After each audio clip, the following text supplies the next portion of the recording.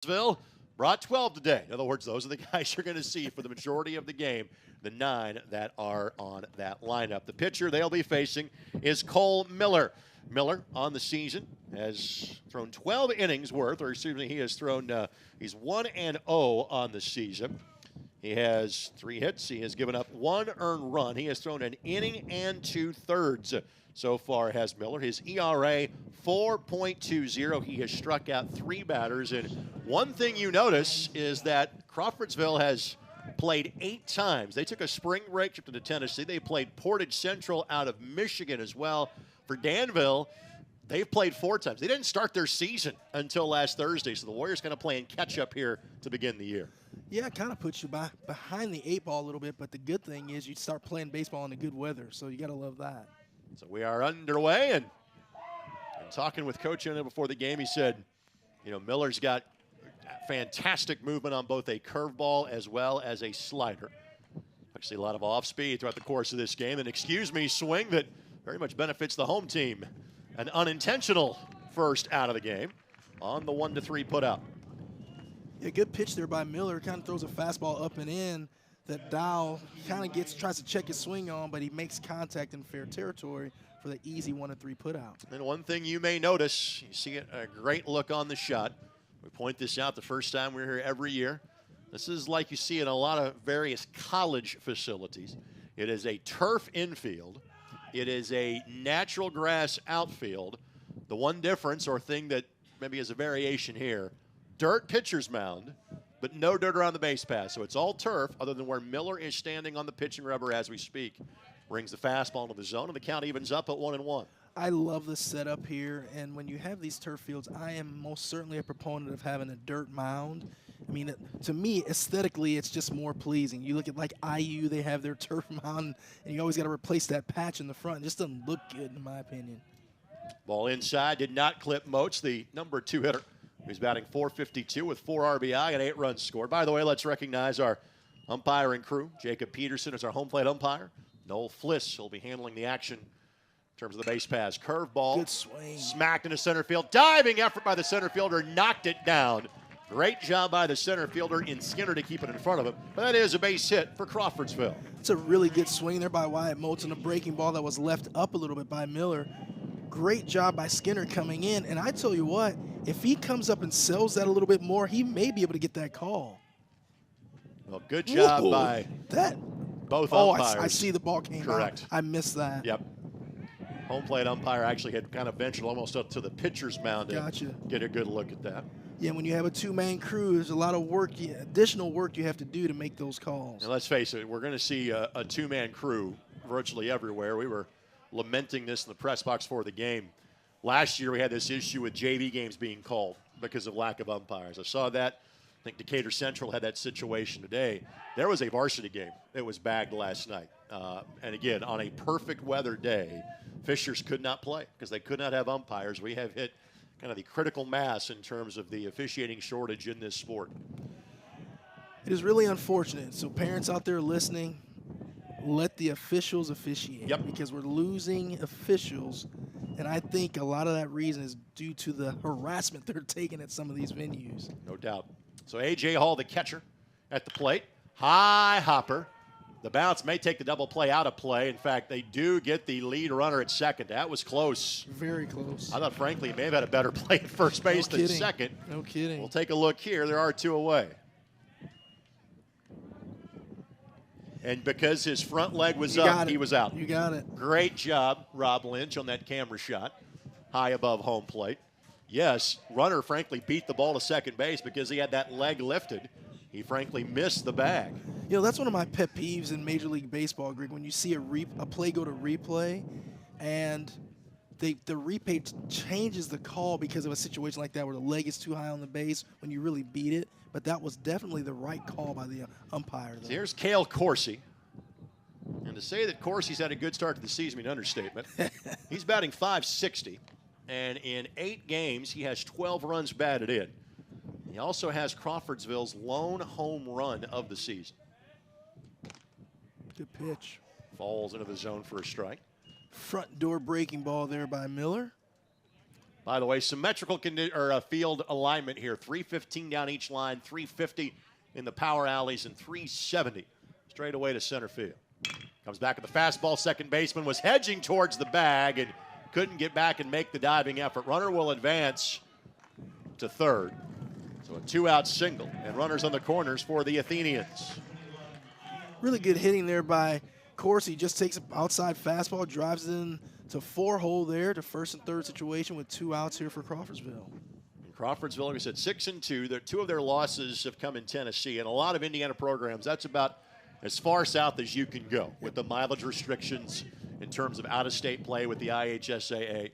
So you'll see a lot of teams play teams from Tennessee over their spring break. You know, both my boys during their high school career at Lafayette Jeff did a Tennessee trip, and I'll tell you, it was so much fun going there.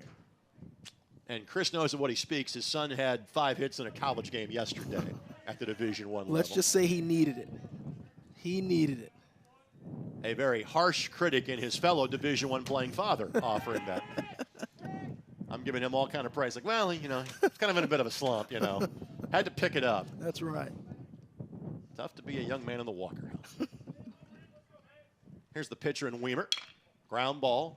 And the third baseman should have played that better than he did. That'll be an E5 and a run scored for Crawfordsville. That should have been out number 3. And again, let's go back to the fact this is turf. You're going to get a good hop every time. You got to play that one better if you're the third baseman. Yeah, you got to be aggressive. You come pick that up, even if you have to come get it on the short hop, but you got to play through the baseball. When you stay back on it, that ball most likely is going to eat you up.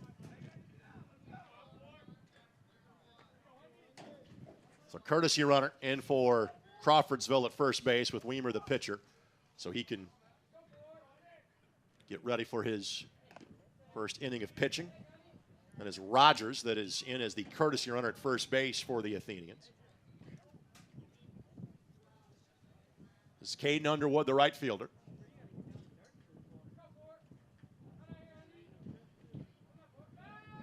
Miller steps off the rubber, didn't like the feel of that one. Underwood batting .360. So batters 2 through 6 for the Athenians, all batting .350 or better on the season. Certainly helps explain 6-2. Crawfordsville, again, a traditional power at the 3A level, state champs in both 2008, 2011. A.J. Rice, who played at Vanderbilt, amongst some of the players that have come through that program over the years. Curveball, good job by the catcher to slide out in Wenzel and block that one.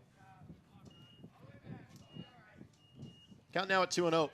Well, Caden Underwood sitting at .360, but when you're hitting that well, it's kind of odd to see one of your teammates hitting 200 points higher than you. Bell-tie fastball for a strike. We'll again at 2-1. And you have a little more wind than we had a day ago, and it seems to be kind of moving around a little bit too. This field faces northeast, so we've seen some gusts to straightaway center.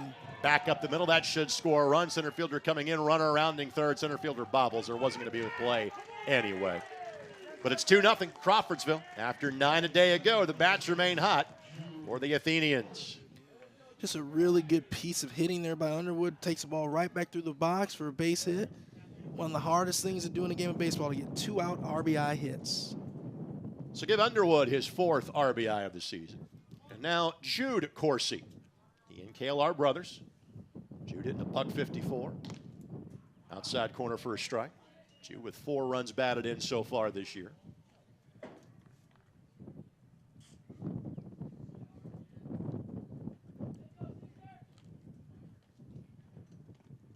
Good job on the curveball. Chase that one, did Corsi, and he finds himself down 0-2. Good sequence by Miller. First pitch outside fastball. Second pitch breaking ball in the dirt. 0-2. Let's see what he comes with now. High hopper, third baseman. Tries to go the short route, and again, runner beat him to the bag. Will go down as a fielder's choice. But DiBenedetto has had a struggle here in this top half of the first. Yeah, that's just one of those tough plays. I don't think he realized how quickly that runner was getting on him.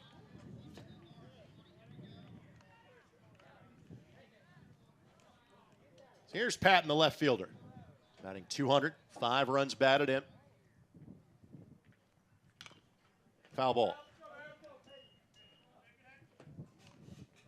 Danville, you want to get out of this right now. 3 hits and an error so far. And the fielder's choice on the last play. Fouled back our general direction.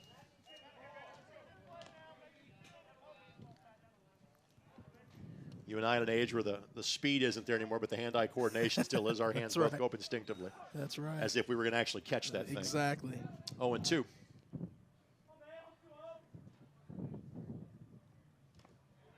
Wasted that one again. Good job by Wenzel to slide over and block it. DiBenedetto at third base. Williams at shortstop. Gross at second. Warner at first. Walls, Skinner, Neffendorf, the outfielders around the diamond for Danville. Again, now 2-2 is good job by Patton to lay off of that one. It's a really good job by Patton to lay off of that. That is an out pitch. You see that swung at a lot by hitters. It is tough to lay off of that pitch right there. This one lined in the left field to get down for a base hit. 1 run will score. Second runner going to come around. Throw, cut off by the pitcher. Gets all the way through. They'll throw behind. Can they get the runner at second? No, he's back in. They'll make it a 4-run top of the first for Crawfordsville. Just a tremendous piece of hitting there by Patton. And like I said, I believe it was set up by the take on the previous pitch. When you lay off of that, you give yourself the right to get another chance to get a pitch to hit. He got another breaking ball up, and he hit it hard in the left field. Great piece of hitting. So here's Farley. So the Athenians will bat around in the top of the first. Chases the elevated fastball. Farley, an RBI, 3-run scored, and batting $176 so far this season. So you're one of those guys that batting around happens right now. Everybody comes to the plate. Ah. If all 9 players bat, you have batted around.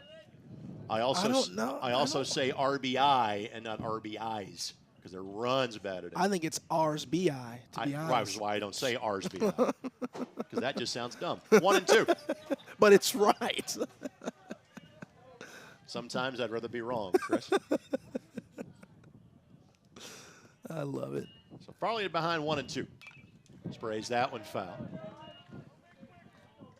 Are you of the other camp? In other words, 10 has to come to the plate? I think so. Bat around? I think so. Well, you can be wrong, too. That's all right. Curveball, a little high. 2-2 the count.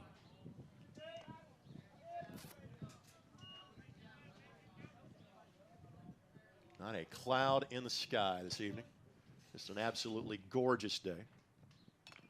Good job to spoil that one by Farley. And again, you see this is such a successful program at Crawfordsville.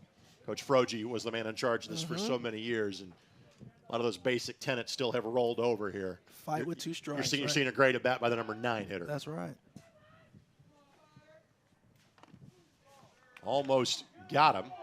They ask if he went. Again, tough position for the second base umpire to be in, but it really is. You'll get a second opinion anyway.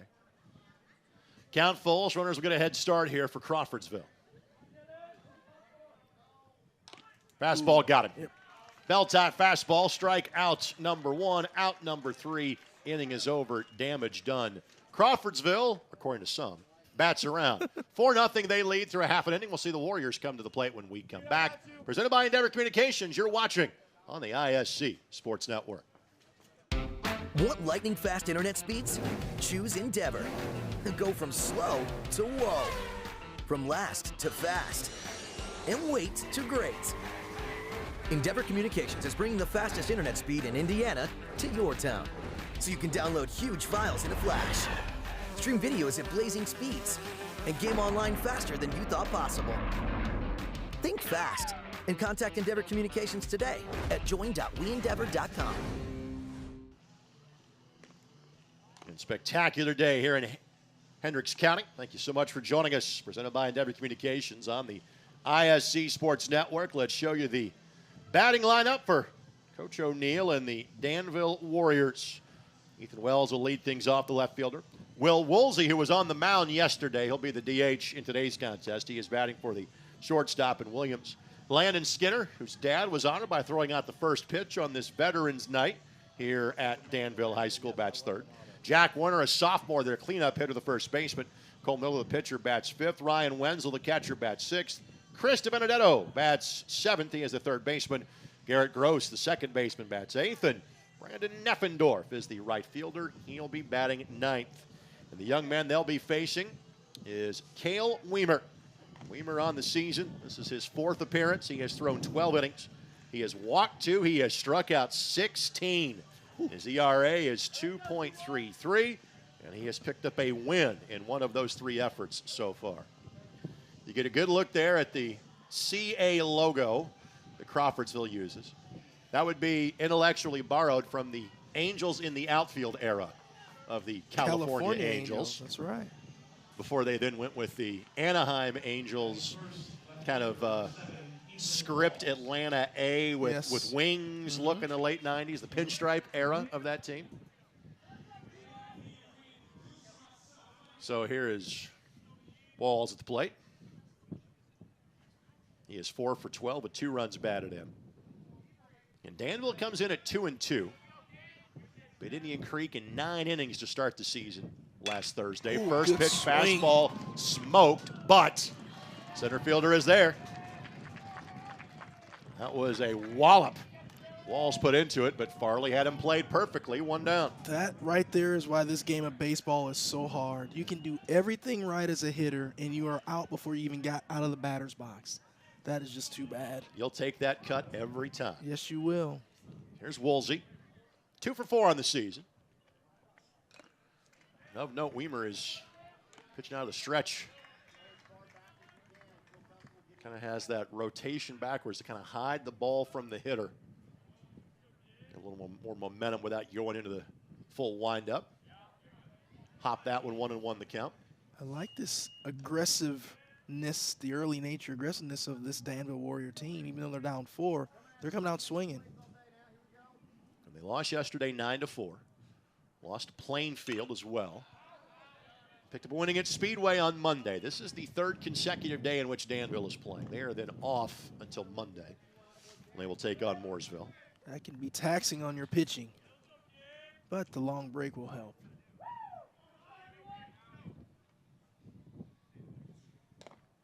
And this is their 5th game since last Thursday, so they are maybe a little deeper into their pitching than probably they'd like to for the second conference game of the year. Chase, the fastball, could not catch up. Ball popped out of the mitt, but then applied the tag on the way back by. So Woolsey's a strikeout victim, and there's 2 down. It's a really good pitch, fastball. That's tailing arm side, running away from the left-handed batter there for strike 3. So here's Landon Skinner. Skinner batting 3rd. That hasn't warmed up just yet. He's 1 for 13 on the season. Swings through that one and misses, has a couple of runs scored. Skinner nearly made a terrific catch in center field in the top half of the 1st inning. Certainly wasn't cheated on his effort. Second verse, same as the first. And right now, Weimer's just kind of showing the gas. Okay, see what you can do with it. Leadoff man and Walls put a charge into it, but Woolsey nor Skinner have not done much damage to it just yet. Airmailed that one, 1-2 the count. Try to throw that one through him, you know. But you got to love it. Weimer early in this game has been pounding the strike zone. Weimer's dad, in fact, played for Coach O'Neill in his days at Fountain Central. Foul tip, stay alive. Small world, huh? Coach O'Neill's coached a lot of second-generation ball players at this point. Been doing this for a while. Outfield straight away and deep for the number 3 hitter. Good Brought the pitch. curveball this time, and again, well hit. Center fielder Farley missed it. Yeah, mistimed it. He came in on it, and that could be 3. Skinner will come all the way around on this one. A stand-up triple. And Farley came in for just a moment. That threw him off. And that ball, again, little wind behind it, just kept going. You know, that's the ball. That's the hardest ball for an outfielder. The ball hit directly at you. You know, a lot of coaches will say first step always back. I don't agree with that. What you need to do on that play there is you just sink in your hips a little bit. It gives you a chance to get your depth perception down, and then you can get a better read on the ball. Here's Jack Warner. Fastball at the knees for a strike. Jack batting 5 for 12 so far this year. 5 runs batted in, 2 doubles, and 2 runs scored. And give Landon Skinner a good deal of credit. That was a tremendous swing on that pitch with 2 strikes. 1-1.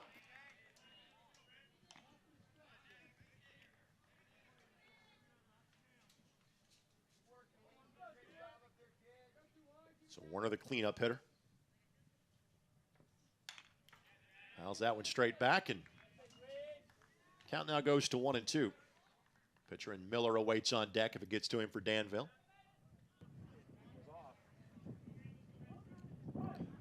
Danville, you'd love to find a way to get a run in here. Sprayed that one foul. See, Jack Warner's really trying hard to take away that outside pitch here. Let's see if Weimer will try to bust him hard inside. Popped him up. Center fielder's got it, and the inning comes to an end. We'll take this quick timeout. We are through 1 inning of play. It is 4-0 Crawfordsville leading Danville as you're watching, presented by Endeavor Communications on the ISC Sports Network.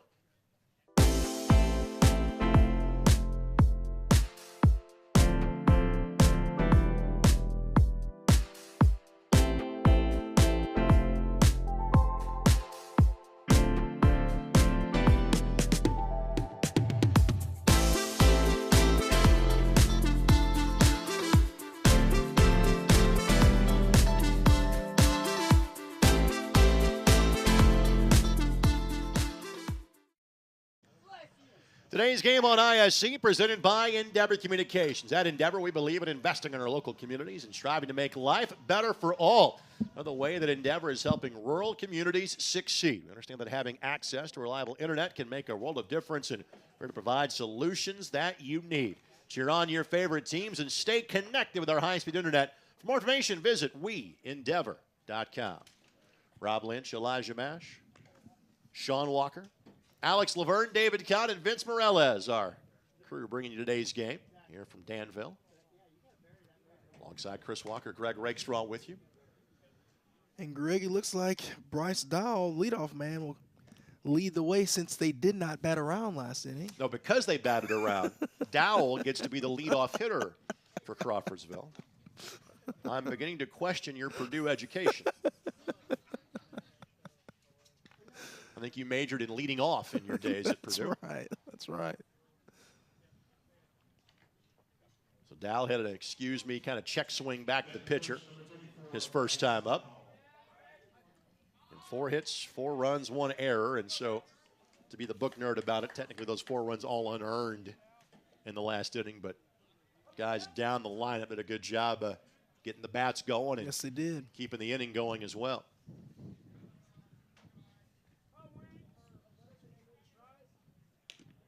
That one missed off the plate.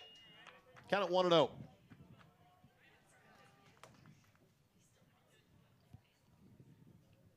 This is the opening conference set for all these teams. Dowell tries to poke a hole in the clouds on this one. Left fielder drifting back, and dropped it. Just never really looked comfortable on that one, and that is a 2-base error by the left fielder. Yeah, that's just one. You got to find a way to get camped under that. I mean, it's a high sky, tough play, but you want to get those outs for your pitcher there. So here's Moats. Singled his first time up. The ball really hard his first time up, right to the center fielder. This one misses. Crawfordsville off the next couple of days. They are, weather permitting, hosting a couple of teams from the northern part of the state. They have Norwell and Griffith coming down to play them. Norwell, that's the Fort Wayne area, isn't it? And that is a team that also, like Crawfordsville, has won multiple 3A championships. Yes. They're also a team that has produced multiple major leaguers over the last few years. Big-time arms there. Jared Parker, first-round pick, and Josh Van Meter. Yes. Recently with the Cincinnati Reds. And Griffith, for the first time in about 20 years, is not coached by our buddy Brian Jennings. Right fielder never found it. Couldn't find it in the sun. Well, that'll be a sun-influenced base hit. Because second baseman has kind of assumed the right fielder was going to have it behind him, and he just never had a read on it. So runners on the corners with nobody out. Yeah, that's just a really tough play. In right field, on the field at this time of day, you're looking right into the sun. So if you don't see it right away, it's going to be a tough play. So early through no fault of Miller's own. He's got runners on first and third with nobody down, and now the heart of the lineup coming through for the Athenians.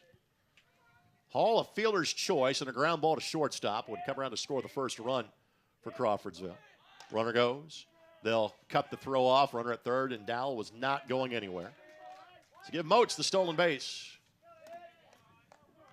I saw him square around. I'm thinking, oh my goodness, squaring around with your three-hitter in the situation, but that was just to give his base runner at first a chance to get the second so he can try to drive in 2 runs here. Curveball, just missed. Good pitch. Yep. Count it 1-1.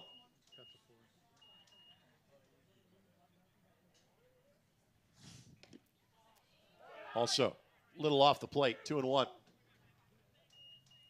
Hall coming in with batting .348.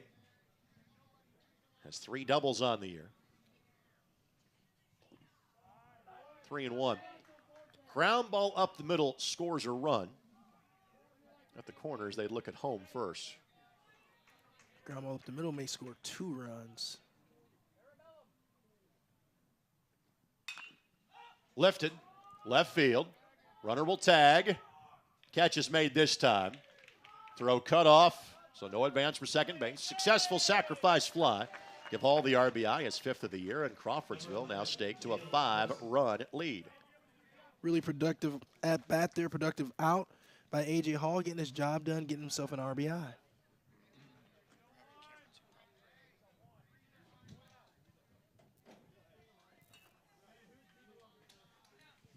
So here's Corsi.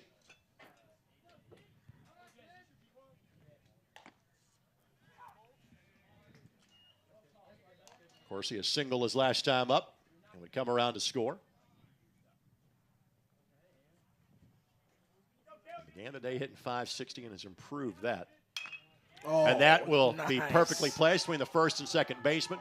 Runner will get the wave around, and throw goes wide, but it won't affect either the scoring play nor the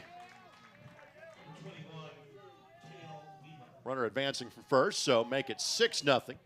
Give Corsi his 13th RBI of this early season. And that is Corsi's 2nd hit in that general direction. He's doing a really good job of staying inside the baseball and taking what they're giving him. Here's Weimer. Weimer had the ground ball to third that could have ended the inning in the first, and he's kind of unraveled a bit from there.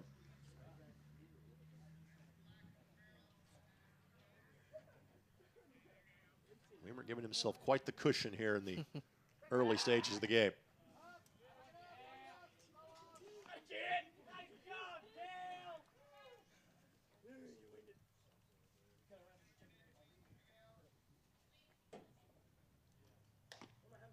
Right at the letters for a strike.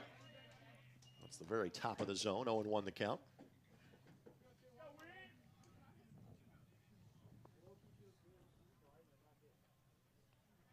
Outfield straight away and deep for the number 5 hitter. Turned on this one and rolls it foul. And the count at 0-2. First Sagamore Conference set. Frankfort, Lebanon, Southmont, North Montgomery, Webo amongst the other league schools that they'll play a double round robin against this year. 1-2 the count.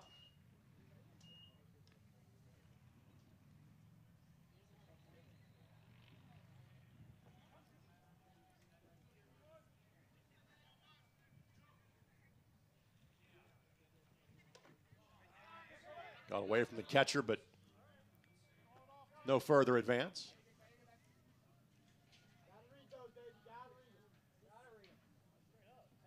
That's a really tough read when the ball bounces straight up out of the catcher's glove, because you don't know if he's going to catch that If it drops, you can advance potentially, but you just don't know what's going to happen. So probably better off just staying put at first base there.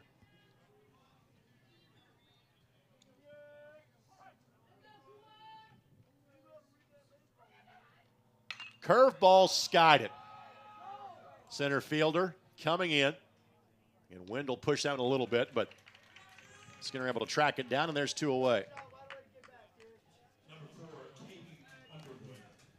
Weaver just got under that one.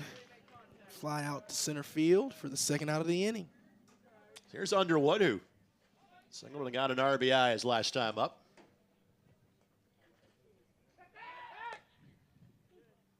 A little bit of a lower throw. They might have had a play at first base. Miller's got a pretty good move. He does. There's been a couple close ones over there. Already 1 stolen base this inning for Crawfordsville. Oh, curveball bends in perfectly. Underwood kind of nodded his head in disgust as he decommitted from the swing. The ball moved about 6 inches in. Smacked it. Third baseman's got this one. He'll go the long way. Hopper. And Warner's got it. And that is the end of the inning. But 2 runs come around to score. And it is now 6-0 Athenians as we are through 1.5. Stay tuned. More baseball presented by Endeavor Communications comes your way next here on the ISC Sports Network. Fall means football, and on the ISC, we've got you covered all season long.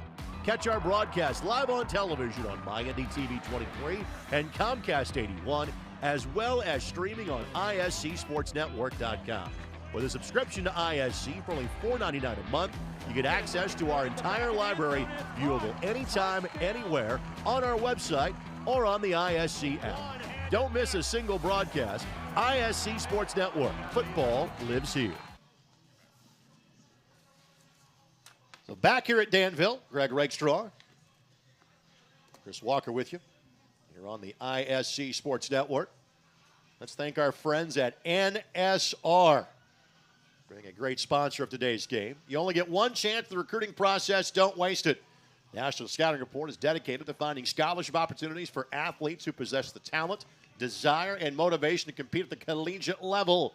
You can work with Mark Gallion. He should know his son currently a pitcher at Miami of Ohio. You can give Mark a call at 317-339-6721 or email Mark Gallion, that's Galyean at nsr.inc.com. And Mark's phone number, 317-339-6721. And you are now a father of 2 different Division I college baseball players. Just how much has the recruiting process changed from when your oldest first made his way to Indiana University? A ton.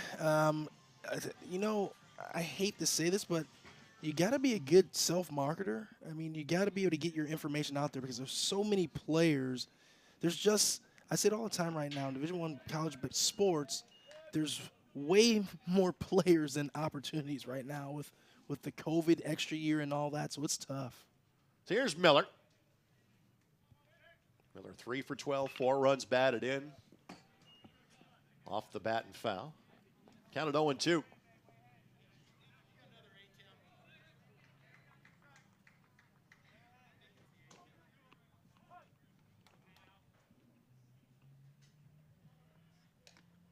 Fastball that hit where it's supposed to, outside of the zone. Yes, it did. That was trying to get the hitter to chase, and he did not. Count it 1-2.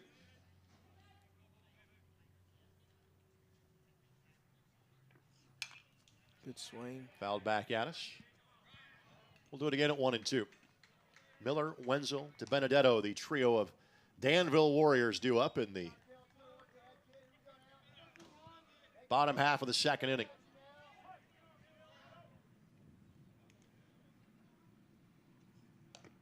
Just missed the top of the zone. Wasn't far away. It was not far away. Yeah, pitcher's pitch. Now 2-2.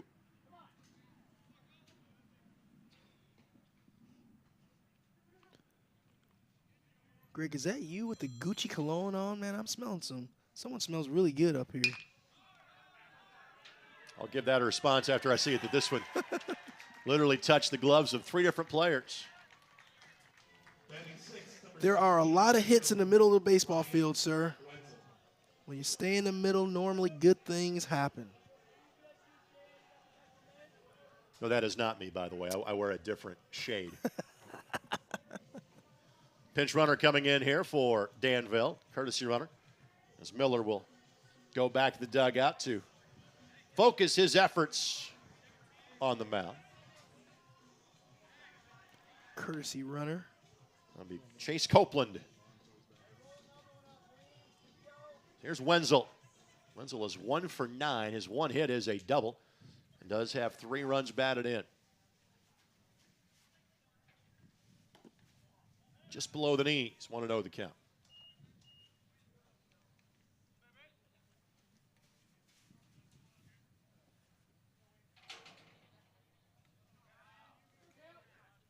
Time is called. Very busy afternoon, as you always have in these beautiful spring days in terms of athletic complex. There appears to be 178 people playing tennis on the courts past us on left field. It's like a pickleball tournament broke out. Wenzel skies this one. There's plenty of room. First baseman following, and second baseman lost it. And again, where the dugouts are, instead of kind of having fencing those off, the dugouts are further back. It turns into the Oakland Alameda County Coliseum in front of the dugouts in terms of so much foul territory space. That's right. I think that Crawfordsville's dugout is actually in the Plainfield School District. It's pretty far back. Count is 1 and 2. Or Cascade. I may get my directions lost around here. This one wrapped foul, and going to be a 2-strike count. So I don't blame the first baseman for almost, wait a minute, there's a fence here, right? That's right. And didn't realize, well, I've got to play on this. It's tough. Those are things you have to scout out before the game. Fastball again. Weimer's doing a good job of putting that around the zone, but not hitting the zone on those counts. Yes, he is. Count at 2 and 2. See if the hitters will chase.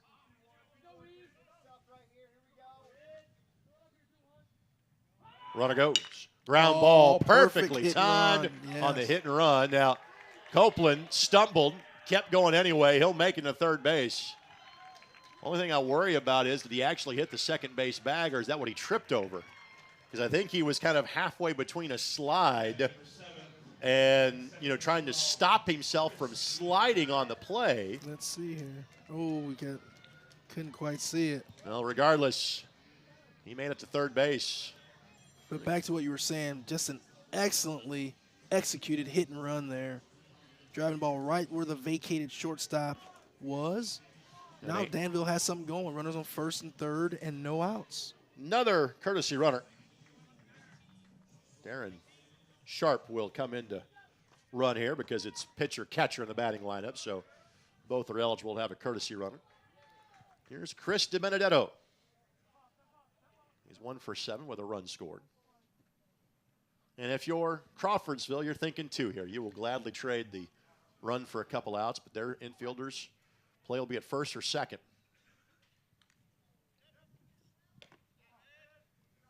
That's a Danville team, but they've scored a good amount of runs, but the batting average has not been great. Team batting average 222 for the first 4 games, so they're happy the fact that 3 of their last 4 hitters have found a way to reach the base paths. It's still early.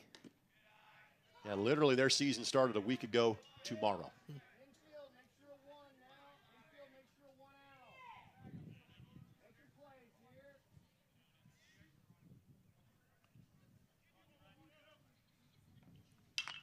Popped him up. It's going to be a tough play. Yeah, right fielder fighting the sun. Dropped it. That's a live ball. And so the runner at first base kind of had to stay there. Now he's going to try to leg it out and go to third. That will hold up DiBenedetto as to where he can go. And to DiBenedetto's credit, he waited. I had a softball game on Saturday where a runner was out because she passed the runner that had kind of frozen at first base. What are you going to call that, Greg? I'll call that an error because unfortunately for him, his glove hit it. Yes, he's fighting a terrible sun field there. Yep. But E9. So it takes us right back to a first and third situation with no outs. Yep. First run on the board. Make it 6-1.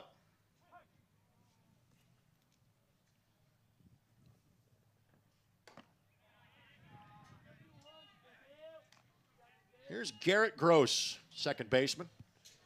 2 for 11 on the season with an RBI, a run scored, and he's hit a triple, has Garrett.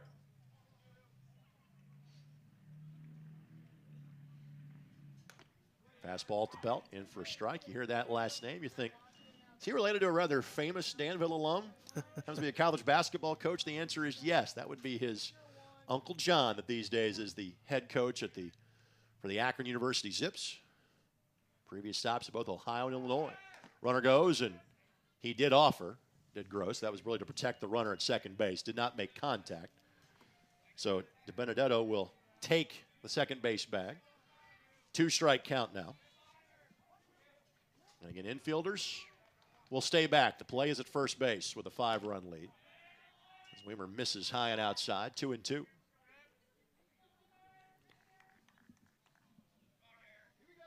Neffendorf awaits on deck for the Warriors. Fastball, absolutely strike 3, and not sure what Garrett was expecting, but clearly it wasn't that. 1 down. Really good fastball right there on the outer half of the plate or outer third, and just really froze Garrett Gross there. It's tough at bat. He had just the reaction. He had to be. He was thinking off speed, curve, or something. Yep. Not just straight gas. That one sails high. So Neffendorf, 2 for 6 this year. 3 runs scored and a double.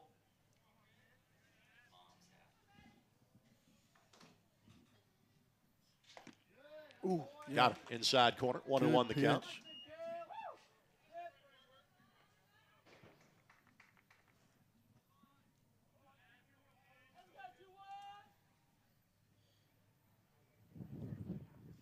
Tries to put a bunt down. Wow. Safety. They'll now got the runner cornered because the runner behind the play. Throw, tag, got him. Now they may have 2. Oh, my goodness. So second out has been recorded. Quickly hustling over runner, stumbles. That's it. Double play.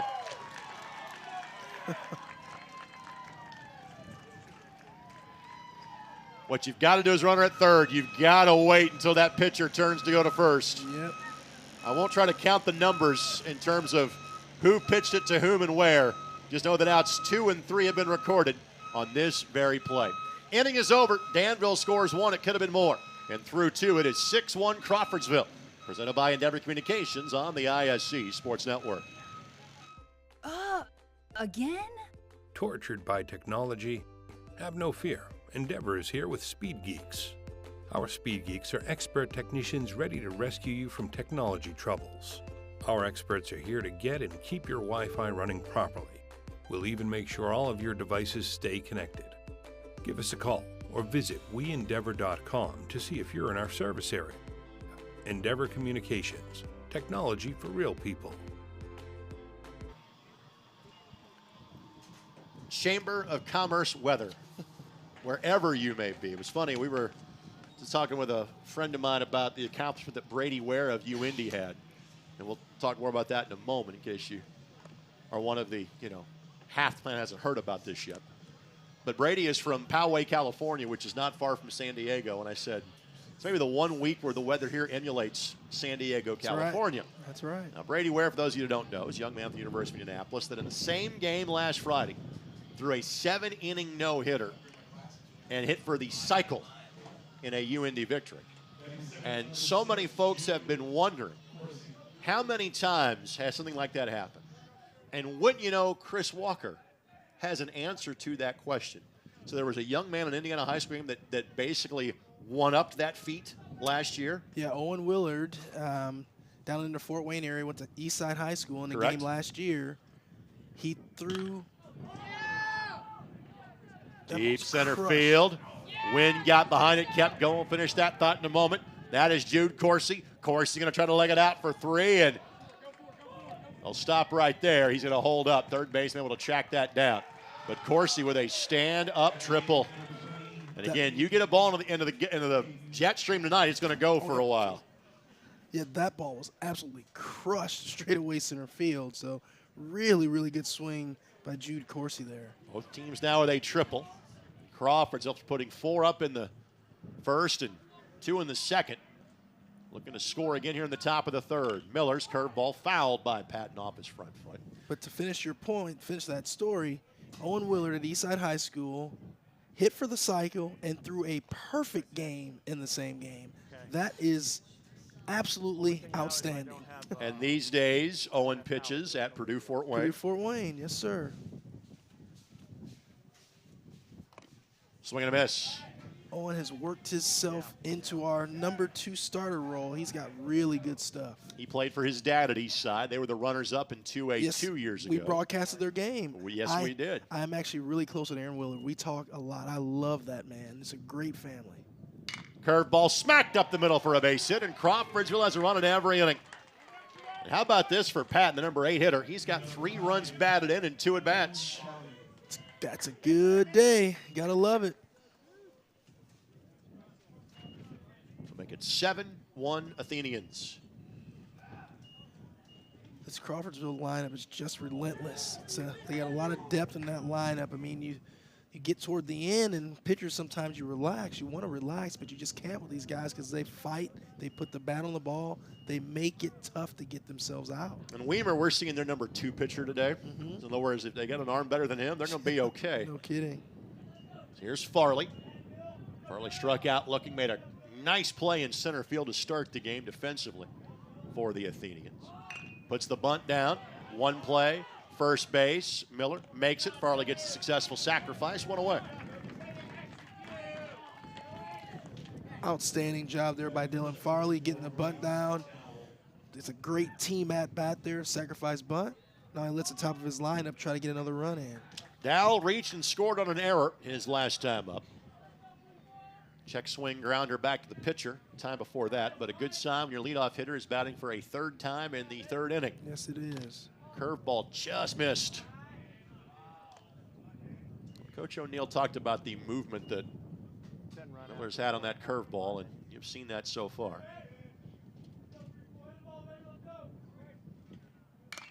Dowell timed that one just foul, just missed it. He was sitting on that one, count it 1-1. I really like the hitterish tendencies of Bryce Dowell.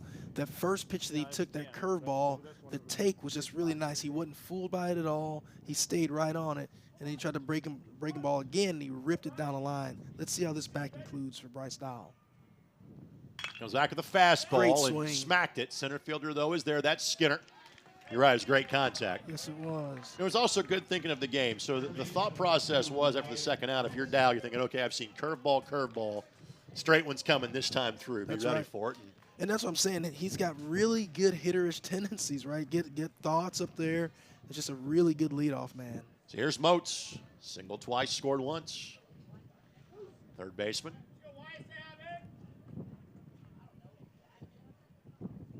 Smacks this one. Third baseman DiBenedetto couldn't make the diving effort. Ball into left field. They're going to hold the runner. Throw comes up the line, so Moats wisely advances on to second base. Again, you're seeing all the little things done well by Crawfordsville. Not to mention the big thing, like tearing the cover off the ball. Runners at second and third. A tremendous base running play there by Wyatt Moats. He sees where that cutoff throw is going, and he's able to advance from first to second, and that's big because you get a big hit here, you get an additional run. So here's Hall. Sacrifice fly RBI his last time up. Fielder's choice and a run scored back in the first.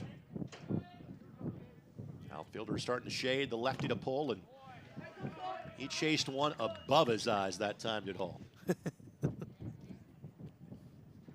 You tend to see righties go for that more than lefties, but Hall tried to hack that one down the right field line. This one much more in his hitting zone. Second baseman slides over, steps and throws. That is the end of the inning. Crawfordsville does strand 2, but they do score another.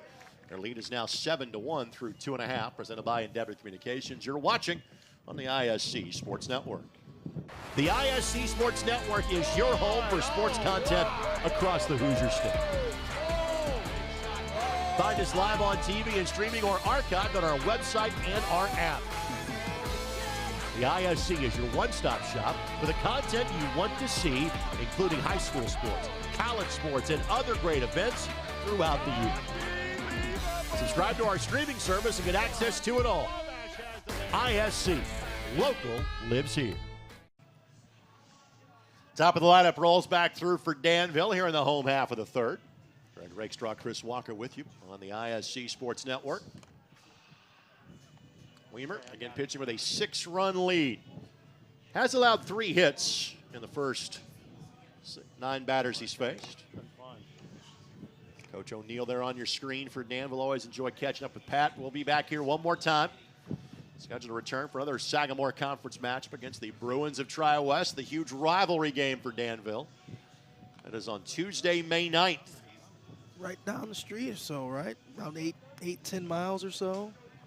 State Road 39, you know it has reached the level of importance where they refer to each other as Ohio State and Michigan. And not by name, but the school to the north and the school from the south. They try not to mention each other by name when given the opportunity. Now, normally that's a little 6 or 7 minute jaunt.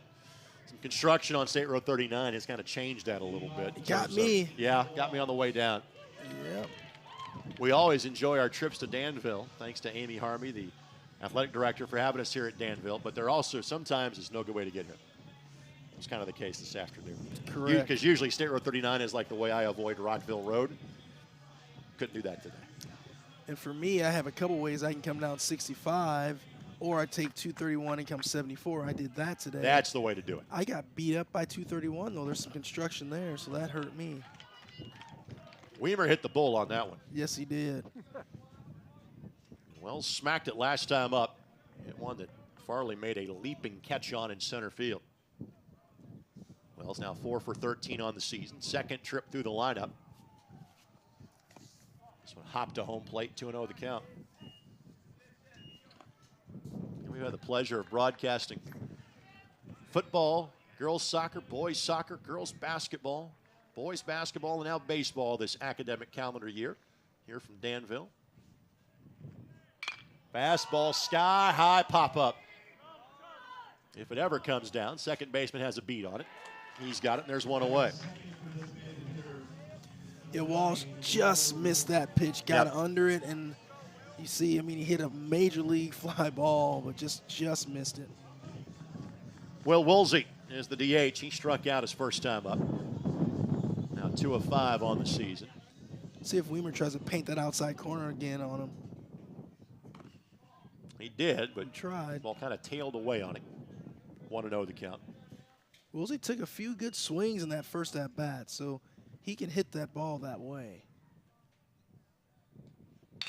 High hopper, first baseman again, lost it in the yes, sun. Yes, he did. That'll be a base hit. Tell you what, man, Danville this time of day, that's, you know, you want to play first base or right field with a catcher's mask on just in case, protect your face, man. You were a left fielder by trade, right? Center field, left field, yes, sir. I was a first baseman, trust me. I've been thinking that the entire game. I'm not upset that I'm not out there in that spot today. Swing and a miss. When I was a kid, that was the way that our high school field was oriented until it got moved when I was in high school. Gotcha. So I had 2 years of dealing with that at first base. In my junior year, we were Bingo Long's traveling all-stars. We did not have a home field my junior year, so every game was a road game. That's tough. Yep. And senior year got to break in a field that is celebrating its 30th season as we speak. Hits the inside corner on Skinner. Well, it worked out for you. The situation was kind of similar for my son Jacob. His last year at Lafayette Jeff, they were supposed to play all home games. Yeah. So the new field would be built, but he didn't get a chance to play on that. Swing and a miss. Foul tip back into the mitt. Good pitch. Strikeout. Third one thrown by Weimer. He's had 1 each inning. Now 2 away. Take a look. It's a really good pitch there. His fastball location's been pretty impressive. Yes, it has. He just put it where he's wanted to. Here's Warner. Fly ball to center field. Lashes this one to left center. That could be extra bases. That might just score a run. Woolsey huffing it around second, gets to third, gets the wave around. They're going to throw, is going to come to third. If they tag him, they do. And they got him, I think, before he hit home plate. I don't think that run's going to count. No. Yeah, I think he's going to say safe that he missed the tag. Let's see. No, he's out at third. Yeah, he's out at third, and the run does not count. That's correct. Right. And that is the right call because he did not get to the plate before that tag was made. Agreed. So I was just trying to read the umpire's signal. Let's see again, I thought the tag definitively got him. Yep. It did. He's out.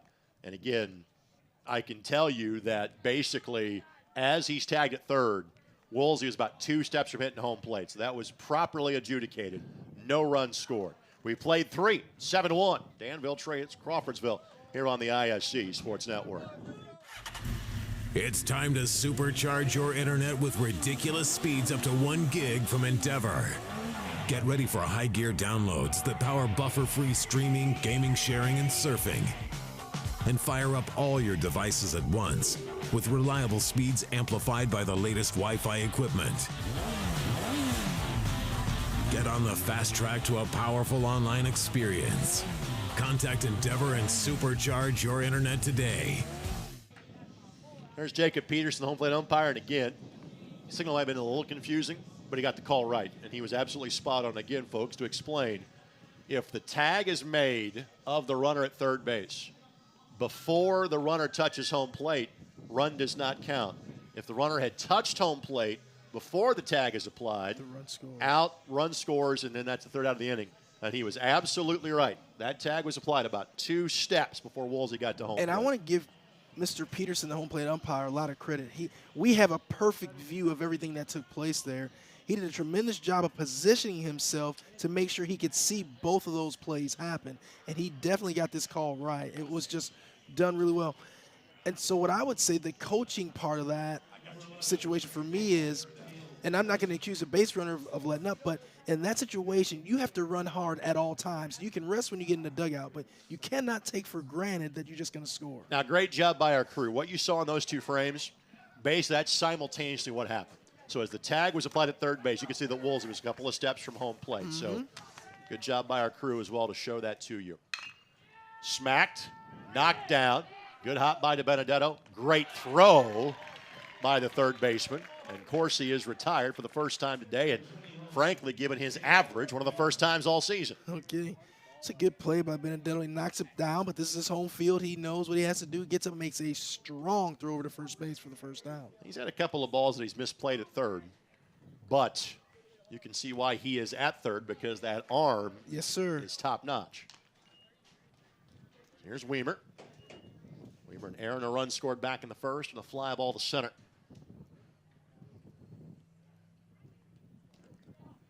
You know, when you play the hot corner, you have time to do that. That ball gets on you pretty quickly. Sometimes you just got to take it off the chest, pick it up, and fire it over to first base.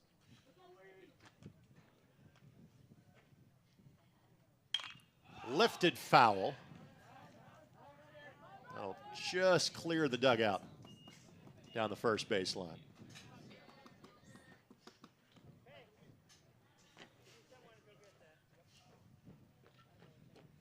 So the count at 1-2. Danville trying to hold Crawfordsville without a run for the first time in today's second conference match in as many days. Lifted foul. And again, this league has adopted what so many other leagues have done, and that is kind of a Tuesday, Wednesday slate. Home in the team's reverse locations. And if you get rained out, you just play a doubleheader the next day at that location. I like it. Swing and a miss. Good pitch. Good job by Wenzel to not let that hit the ground. That's a straight strikeout, no throw needed. 2 away, and it's also the first time that Miller has retired the first 2 batters of an inning today. It's a really good off-speed pitch there by Miller. Had Weimer way out in front. So here's Underwood. Underwood, an RBI single. First time up. Second baseman, diving effort, knocks it down, spins, turns, throws, got him. And for the first time, either side today has retired in order. We'll take a look at this on the way out the door. We're halfway through in Danville. Crawfordsville maintains a 7-1 lead on the ISC Sports Network. Again? Tortured by technology? Have no fear. Endeavor is here with Speed Geeks. Our Speed Geeks are expert technicians ready to rescue you from technology troubles. Our experts are here to get and keep your Wi-Fi running properly. We'll even make sure all of your devices stay connected. Give us a call or visit weendeavor.com to see if you're in our service area. Endeavor Communications, technology for real people. Welcome back on the ISC Sports Network. All of our games here in Hendricks County, Putnam County, and West Central Indiana, presented by our friends at Endeavor Communications, where we believe in investing in our local communities and striving to make life better for all. Another way that Endeavor is helping rural communities succeed. Understand that having access to reliable internet can make a world of difference, and we're here to provide solutions that you need. Cheer on your favorite teams and stay connected with our high-speed internet. For more information, visit weendeavor.com. So for Danville, Miller, Wenzel, DiBenedetto, the trio of batters due up 5, 6, and 7. Crawfordsville trying to run their record to 7-2, 4-0 against schools from the state of Indiana, and 2-0 in Sagamore Conference play.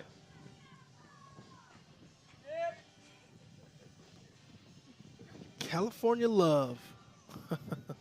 Which was made well before any of these kids were born. No kidding. Yep. Well, while you and I were in college, yes. That was, what, 95, 96? You nailed it. Because I went through several renditions of that double CD, kept throwing them out my window after bad games. Great job by the third baseman to cut off the shortstop. And again, we have said this refrain numerous times. All the little things, Crawfordsville showcasing them in this game. Yeah, just really fundamentally sound. Third baseman's being aggressive. If you can get to the ball, you take it. And he's kind of partially over to first base anyway. Makes a nice play there for the first out. It's a much tougher play if the shortstop makes that more than the third baseman. Yes, it is. And again, you know on this surface you can get a true hop. Here's Wenzel, singled his last time up.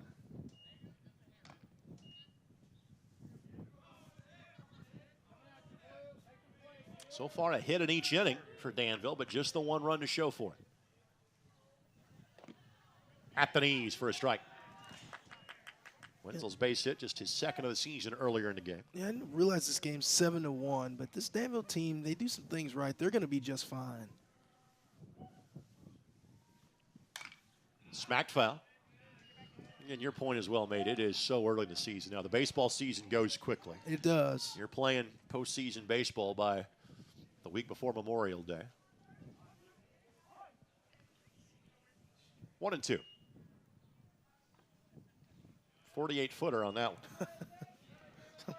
I'm sure A.J. Hall has really enjoyed that one.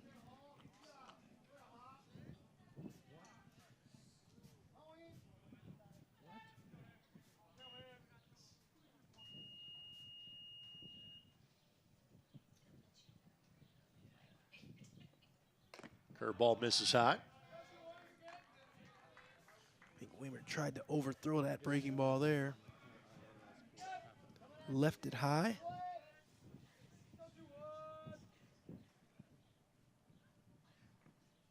Good swing. Line drive and shortstop. You don't have time in that scenario to kind of slide over and get that. You got to try to backhand it, and it goes all the way to the wall. That could turn into 3. Wow. And it will. So either that's a one-hop 6-3 put-out, or it's a 3-bagger. That's right. And again, probably you could technically say that's an error, but on a ball hit I'm that giving hard, him a triple. That's right. I'm not going to fault the shortstop on that because, again, you don't have time to slide and No, get in you front of don't. it. You've got to short hop that one. That's right. And, again, on this field, you feel better about doing it. Yep. It's kind of a do-or-die play there. That ball smoked. But what was even more impressive was that was your catcher running there. He can really move. And they will pull him so he can go get ready. So DiBenedetto. And, again, Crawfordsville will give the run if they can get a ground ball out. So the infield alignment remains back. DiBenedetto with a fly ball to right field. The right fielder lost in the sun his last time up. Tell you what, if my catcher Wenzel runs like that, I think I would leave him on the base until there's 2 outs, then I'll let him go off. And I've seen some schools do that. Yeah. Line drive foul. Frankly, for our friends at 9-Star, and you'll see the replays all week long on IHSAA. I did Yorktown and New Pal last night, and that's how they handled it. They would leave their catcher on until there were 2 outs. Yeah. And they would bring him back to get the gear on and get ready for the next inning. Outside corner strike, and count now goes to 1-2. What I don't know is, do you have to do it with 2 outs? Because obviously that's a kind of a pace of play type rule, but I don't know if you absolutely have to courtesy run for your pitcher. I don't think you do. I could be wrong. Runner's going to tag here. Center fielder and Farley's got it. Runner will come towards home. Farley's throw up the line and not in time. Sacrifice fly. Curtis Runner scores, and it's now 7-2. Give to Benedetto his first RBI of the season. Yep, very good, productive at bat there by Chris Benedetto. Gets himself an RBI. Makes the score 7-2 Crawfordsville. So this was Gross's spot in the lineup, but there will be a pinch hitter. And it's coming up here. And my guess is you'll probably see Gross re-enter to go play defense. He made a spectacular play to end the last half inning. So this is Ben Carr. Carr, a young man that is going to play college baseball next year. Going to play up at Cornerstone in Michigan. And his first at bat of the game. First pitch swing and sends that one foul. He and his family better have some parkas in, buddy. Have you seen how good that facility is up there? No, I haven't. Oh, it's ridiculously good. Tremendous place to play baseball.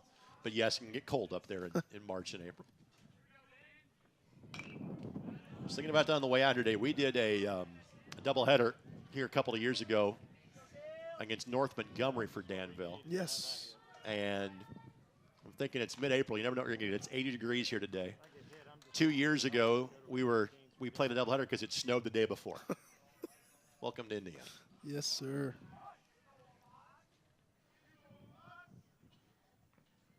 Line drive knocked down. There's a play here. Second baseman's got it. Throws to first. Just her average 1-4-3 putout, and the inning is over. Well, Carr smoked it, but Weimer did a good job of just getting the glove down to knock it down. Triple does lead to a run. It's now 7-2 through 4 on the ISC Sports Network. It's time to supercharge your internet with ridiculous speeds up to 1 gig from Endeavor. Get ready for high gear downloads that power buffer-free streaming, gaming, sharing, and surfing. And fire up all your devices at once with reliable speeds amplified by the latest Wi-Fi equipment. Get on the fast track to a powerful online experience. Contact Endeavor and supercharge your internet today. Second day in a row, these two teams get together. If they see each other again, it would be the postseason. They are part of the same sectional.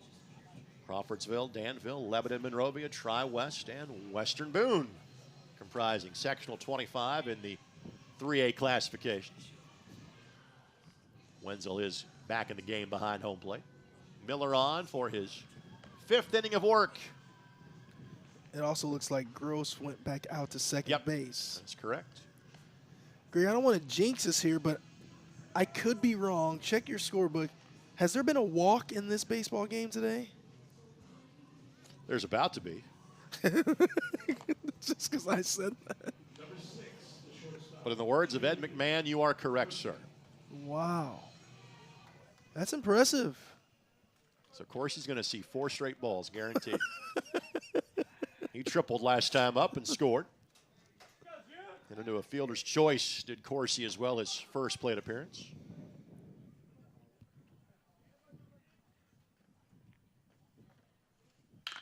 Ground ball, one hopper. Shortstop fields and fires. Warner with his long frame, no problem, one down. And now Miller has retired the last 5 batters he's faced. Here comes Patton to the plate. Nice job there by Williams. Can't remember Danville's shortstop last year. I really liked him. Caden Whitehead. Oh, there you go. You're right on. Playing at IU Kokomo. I really liked his defensive actions, and he could swing the bat. He was a really good player. It's fun to watch. How about that for a memory pull, by the way? No kidding. Man. Synapse is fired properly for once. Fly ball center field. Skinner's got it. There's 2 down. And one of my other talented broadcast partners get hung up on the difference in synopsis and synapses on a broadcast a couple of weeks ago. He didn't go to Purdue like you did. Because we also did Danville. Was that at Brebeuf in the playoffs? We did Danville and Greencastle 2 years ago at Brebeuf in the playoffs. Yes, yes. And I remember Brody Whitaker of Greencastle playing in that game and now plays basketball at Marion University that we see on the ISC Sports Network. Farley, a sacrifice bunt and a strikeout. Liner. Good swing. Warner couldn't pick it. Base hit. Not bad for your number 9-hole hitter, right? No, it really isn't. So that's the first base runner since the top of the 3rd for Crawfordsville. And now Dowell will start a 4th trip through the lineup for the Athenians. I bring up Brody Whitaker in that game because Brody was hitting like 600 something at the end of the season. I'm like, you sure basketball's the right sport for you? No kidding. No kidding. Then again, he is the all-time leading scorer in the history of Putnam County High School basketball. Or all-time leading scorer in Greencastle, not Putnam County. It's impressive. Yep. There was a couple of guys at Cloverdale that ran that number pretty darn high. And Cooper Neese and Jalen Moore, that both of them just finished up their college basketball careers this past year at Indiana State and Oakland, respectively. What we call those guys around my way, bucket getters. That's just protect the runner. Tag applied. Got him. Yep. The hopper. Wenzel throws it down to second base, and the inning is over. So a caught stealing for the first time today. We are now through 4.5 in Danville. Song remains 7-2 in favor of Crawfordsville here on the ISC Sports Network. Want lightning fast internet speeds? Choose Endeavor. Go from slow to whoa. From last to fast. And wait to great. Endeavor Communications is bringing the fastest internet speed in Indiana to your town, so you can download huge files in a flash, stream videos at blazing speeds, and game online faster than you thought possible. Think fast and contact Endeavor Communications today at join.weendeavor.com. As Weimer is on for his 5th inning of work for Crawfordsville, let's thank our buddy Mark Gallion and the National Scouting Report. You only have one chance at the recruiting process. Don't waste it. The National Scouting Report is dedicated to finding scholarship opportunities for athletes who possess the talent, desire, and motivation to compete at the collegiate level. Give Mark a call at 317-339-6721 or email Mark mgallion, that's Galyean, at nsr-inc.com. So for Danville, 9-1-2 due up this time through.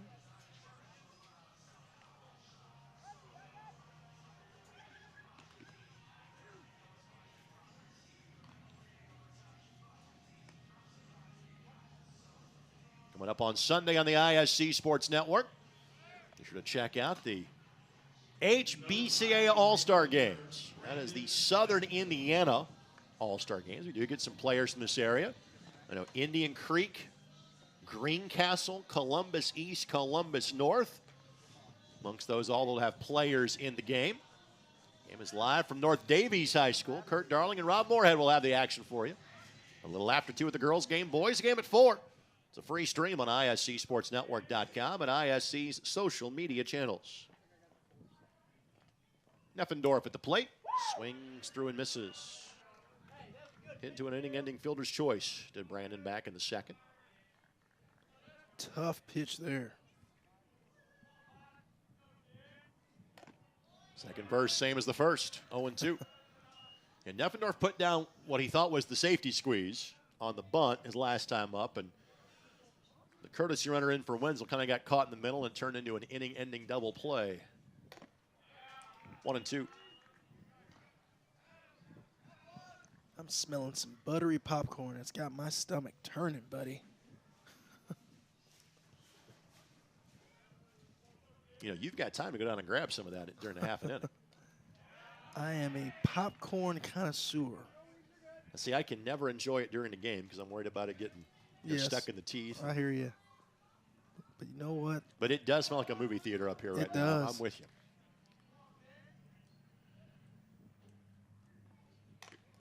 And the count has gone from 0-2 to 3-2. I'd like to know what Weimer's velo is, man. That ball's getting there in a hurry. Maybe low to mid-80s, you would think? I would guess. Saw a gentleman down there with pocket radar earlier. Liner, first baseman, never moved. Base hit. So the leadoff man is aboard. That is the second time tonight. Last time Danville did that, he would come around to score. So Ethan Walls, 0 for 2. Hit it well the first time. We've talked about it quite a bit with Crawfordsville, but give Danville some credit here, man. Guys at the bottom of the lineup getting the job done. It's a really good piece of hitting by your 9-hitter. Walls just missed a ball his last at bat hit a major league fly ball to second base. Sizable lead at first. Very big lead. And Weimer's got a pretty good move, pretty compact delivery. He always throws out of the stretch, so he's that leads. You better be careful over right. there. It's a lead that can get you in trouble.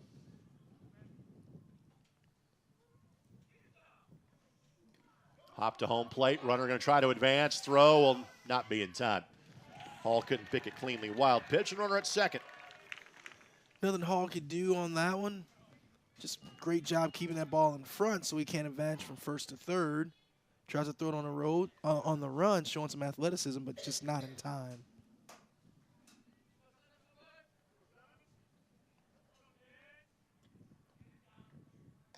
Curveball, a beauty. It's probably been about 75% fastball, if not more. Really has. It's heavy on the fastball today. And if you can locate it, nothing wrong with that, especially if you've been playing from ahead as he has done the entire day. That one tails out of the zone. There are a lot of guys that would tell you, Greg, the best pitch in baseball is a well-located fastball. Yep.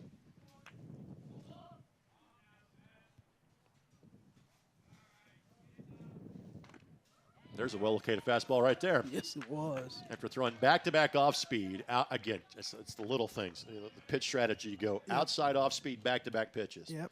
You bust a guy in his hands with an inside fastball. Nothing you can do on that. Well done. 2-2. It comes back fastball, middle of the plate. That one topped foul. Now as a hitter, you just don't know what to think. 2-2 count, and I see it in college baseball all the time. This is a big-time breaking ball count. You see it a lot. But Weimer, like you said earlier, has been heavy on the fastball today. He may just go straight fastball here.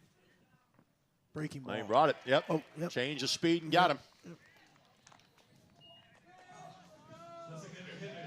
That's strikeout number 4 for Weimer so far. Take a look. It's really good pitching there. There's Woolsey. Singled his last time up. And he was just a step or two from crossing home plate when a third out of the inning was recorded at third base. It would have gotten Danville 1 run closer.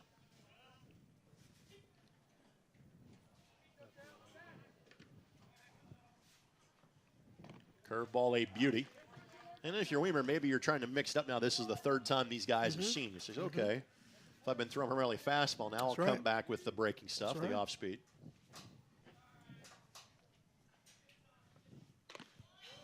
Follows up with a fastball, and Woolsey was not close to it. 1-2. You know, it also appears to me that Weimer has a couple of different breaking balls because earlier in the game when he threw it, he was throwing a lot harder. The 2 pitches ago was a more soft breaking ball, and it was really nasty. Just tailed the fastball away that time. 2-2 the count.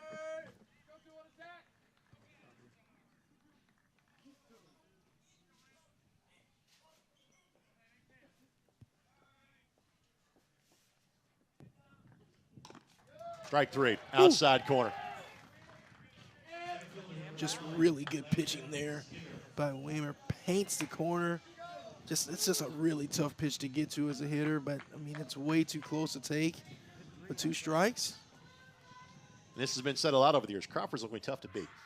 Pretty good team they put together this year. There's Skinner. Kind of like what you were saying earlier, man. If this is their number 2 guy, I want to see what their number 1 looks like. Skinner tripled in his first plate appearance. Struck out last time up.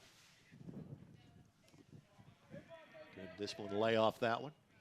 And his father, Brian, was honored on this Veterans Night by throwing out the first pitch. Brian served in both the Marine Corps and the United States Army.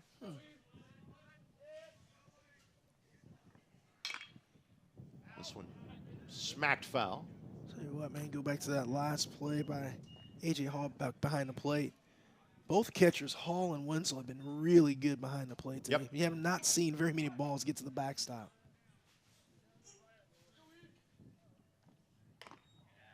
3-1. Well, as you pointed out, beginning of the last inning, there has not been a walk issued in tonight's game. There's frankly been very few 3-1 counts in tonight's game. That's true. which is why Skinner was thinking he'd see a pitch to hit, even if it was elevated. He was thinking he'd see something around the zone, and the count runs full now. That's that pitch that's tough to lay off of, and it's even tougher to hit. Yep. And chased another one, bailed him out on that time. So after giving up the single, 3 straight strikeouts, and we're on to the top of the 6th. The Athenians with a 5-run cushion here on the ISC Sports Network. Again? Tortured by technology? Have no fear. Endeavor is here with Speed Geeks. Our Speed Geeks are expert technicians ready to rescue you from technology troubles. Our experts are here to get and keep your Wi-Fi running properly. We'll even make sure all of your devices stay connected. Give us a call or visit weendeavor.com to see if you're in our service area. Endeavor Communications, technology for real people. Welcome back on the ISC Sports Network. Crawfordsville did most of their damage early in this game. 4 in the first, 2 in the second, and 1 in the third. If nothing else, Cole Miller's doing a good job of eating innings. And again, let's point out, you see the line score there, 7 runs, 10 hits. Crawfordsville has smacked the ball around pretty good. But of the runs allowed by Miller, only 2 have been earned. A couple of poorly timed errors from the Danville perspective have changed the way this game looks. Well, you take that first inning away, and you have a totally different baseball game here. So for Crawfordsville, Dowell was at the plate when Farley was thrown out trying to steal second and get in scoring position with 2 down. So the top of the lineup will roll through here for Crawfordsville.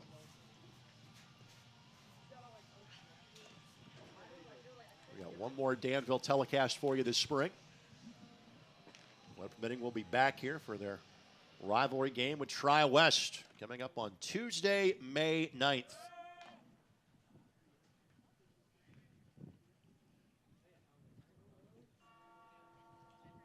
So yesterday you were at Valparaiso watching some college baseball. Where are you going this weekend? They will be in Fort Wayne, actually. They'll be home series against Milwaukee. And the word is that Milwaukee may have the best pitching staff in the conference. And so a lot of hard throwers on Milwaukee, so we'll see. So Dow at the plate.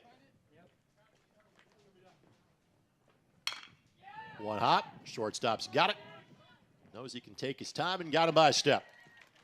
That's Williams, and again, Williams not in the batting lineup. That's whom Woolsey is hitting for, so he has to do all of his work in the field for us to mention him. And there's 1 down.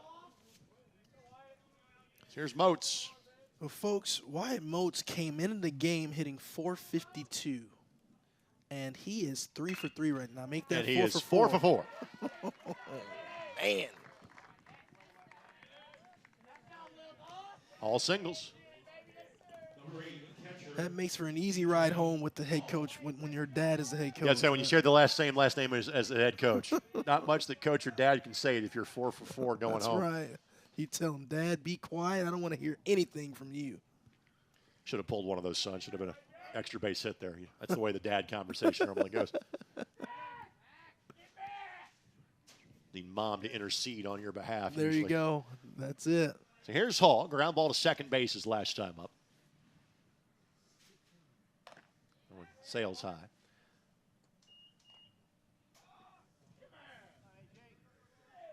Hall scored back in the first, has an RBI sacrifice fly to his credit as well. Throw back, and it was close. Yes, it was. And pitchers, you want to throw that ball at the bag and on the fair side of it. Yep. Lead the first baseman's mitt to slap tag the runner sliding back in. Both pitchers had a good move today. I agree.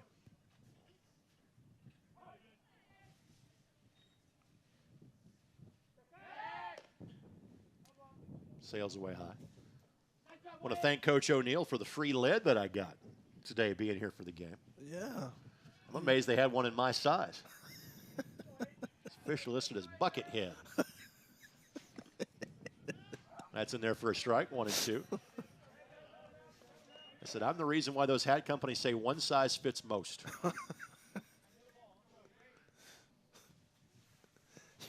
So you have the Barry Bonds after HGH hit or what? Yeah, that was. Mine's all chicken wings. That one misses foul. 1-2 the count.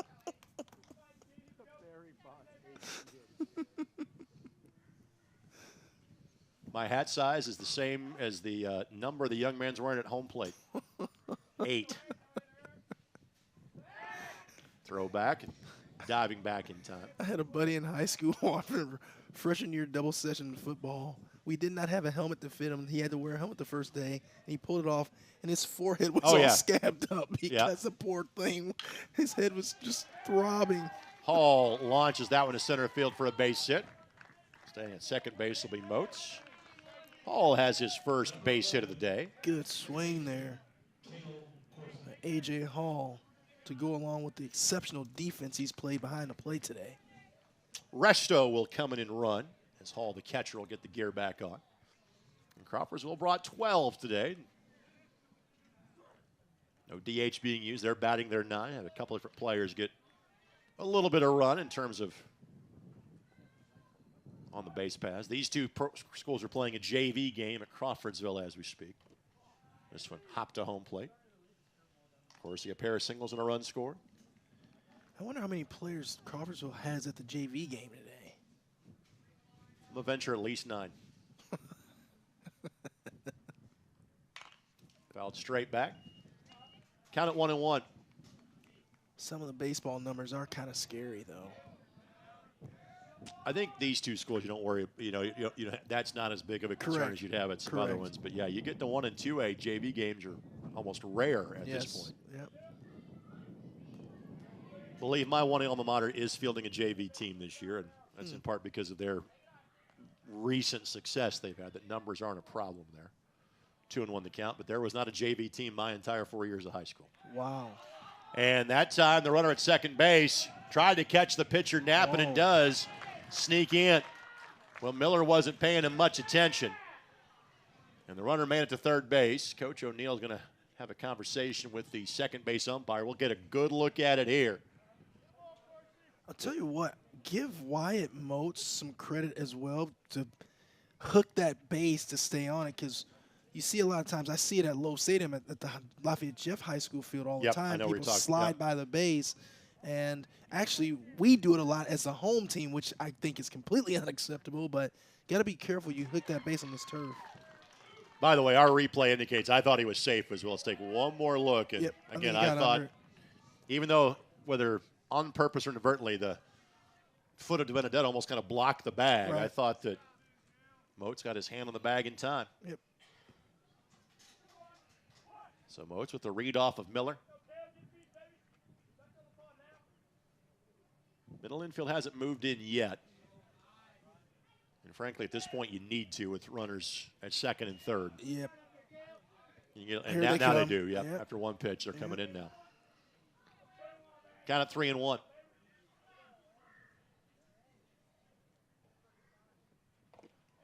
Good job to tie him up that time. It was. Full count.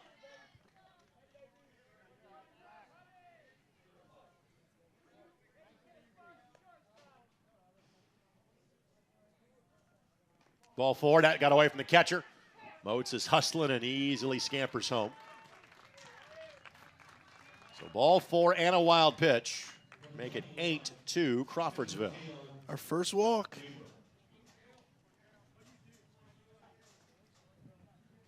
So Weimer now will come to the plate.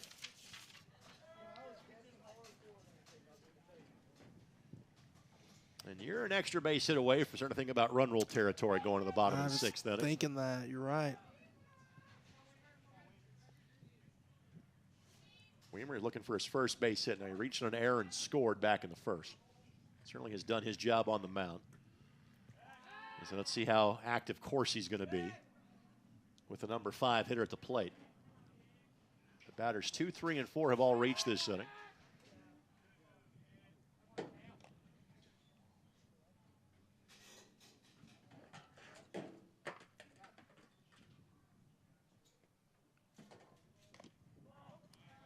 Catcher tried to frame that, but that was low.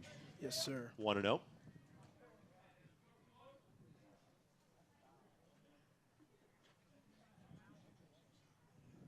Now the runner goes. Oh. And Weimer hit that one to a land far away. 1-1 the count. Just a little bit out in front of that one.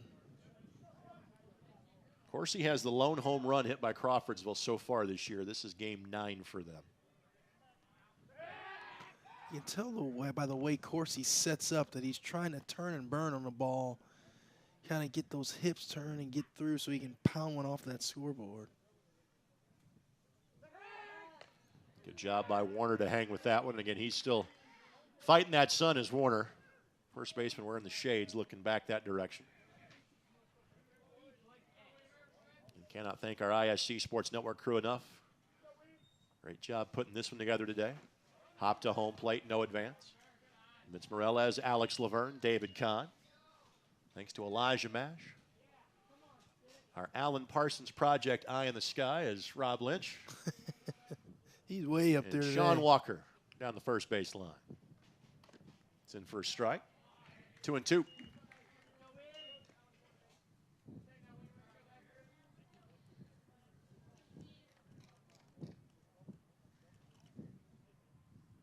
See, of course, he goes with 2 strikes. Widen his lead a little bit. He stays. Weimer swings and swings atop that one foul. We'll do it again at 2-2. We talked about this earlier, but love this facility. Yes, Great sir. place to watch a baseball game, play a baseball game. Talk baseball. Yep. Curveball, got him. Yep. Great pitch. And Weimer will file that away. Said, okay, I'll try to throw that one, go the other direction in the bottom of the half of the inning, and there's 2 down. That's right. It's the second time he has been a strikeout victim. Been a very well umpired game. Yes, today. it has been, absolutely. Third strikeout, by the way, for Miller. So here's Underwood, 1 for 3. Just missed a little below. Underwood, a ground ball to third base and a ground ball to second base in his last 2 plate appearances. Underwood, a senior.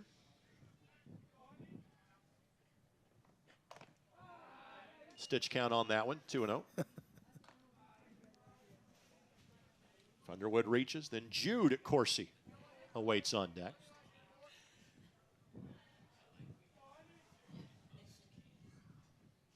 Swing and a miss.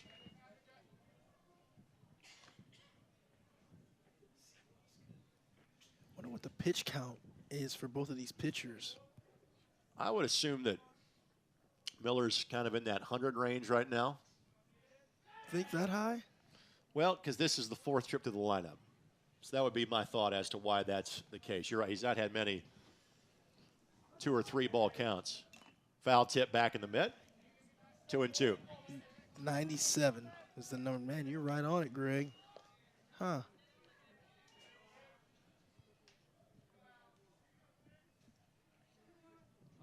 I could take my skills to the county fair here coming up in a couple of months.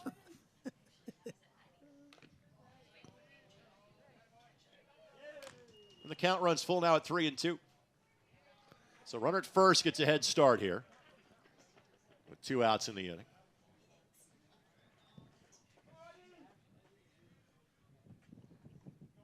Foul ball.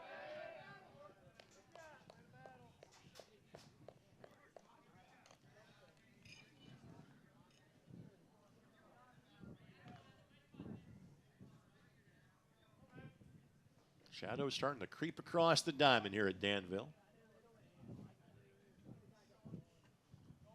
Swing and a miss. Great Got him. pitch. So back-to-back strikeouts, and this game will go the distance.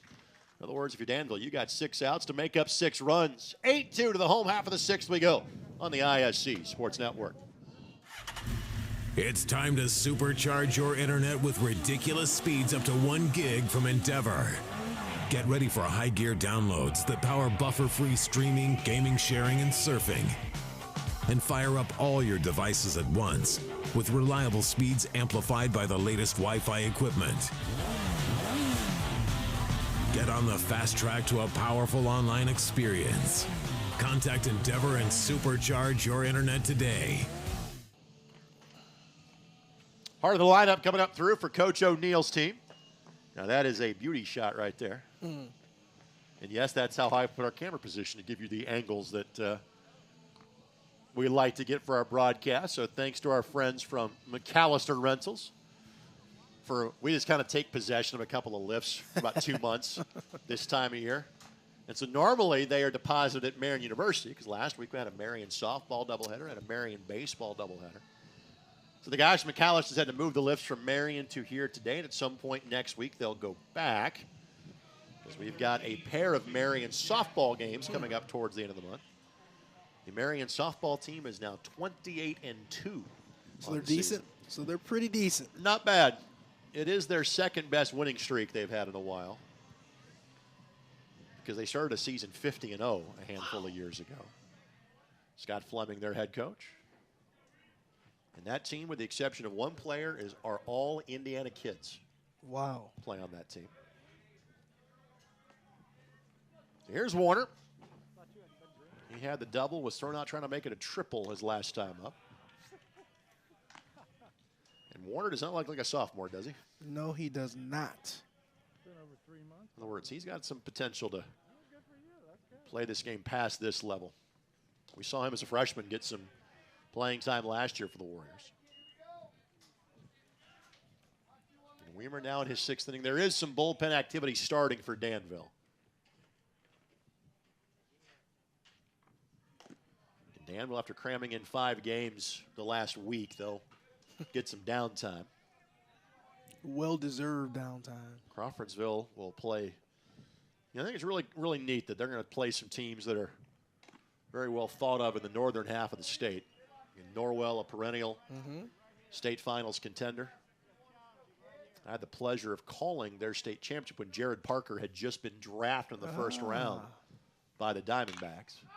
As Warner punches a hole in the sky on this one. Third baseman catches it. And there's one away. I tell you, Greg, state of Indiana has an opportunity to have a couple kids potentially be first-round draft picks or really high draft picks this year. And Max Clark, who most likely will be a top 10 overall. But I'm telling you, Andrew Wiggins is unbelievable. Heritage Christian. Yes, and so I mean, this state is really producing some baseball players. Well, Max Preps going into the season had both the top baseball prospect and the top softball prospect in the nation from Indiana. And you and I saw Keegan Rothrock a couple years ago in the playoffs. Remember that? Well, that's one of my favorite high school sporting events of the last few years, and there's some symbolism behind it. As Miller's at the plate and Kenna's at 1-1.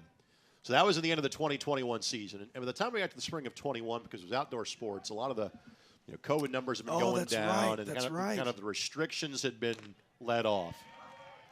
But that was kind of the first. Yes, it hey, was. We're all here together at one time, and this is going to be okay event of that year. I get goosebumps just talking about it. It was so impressive. Miller swings and misses.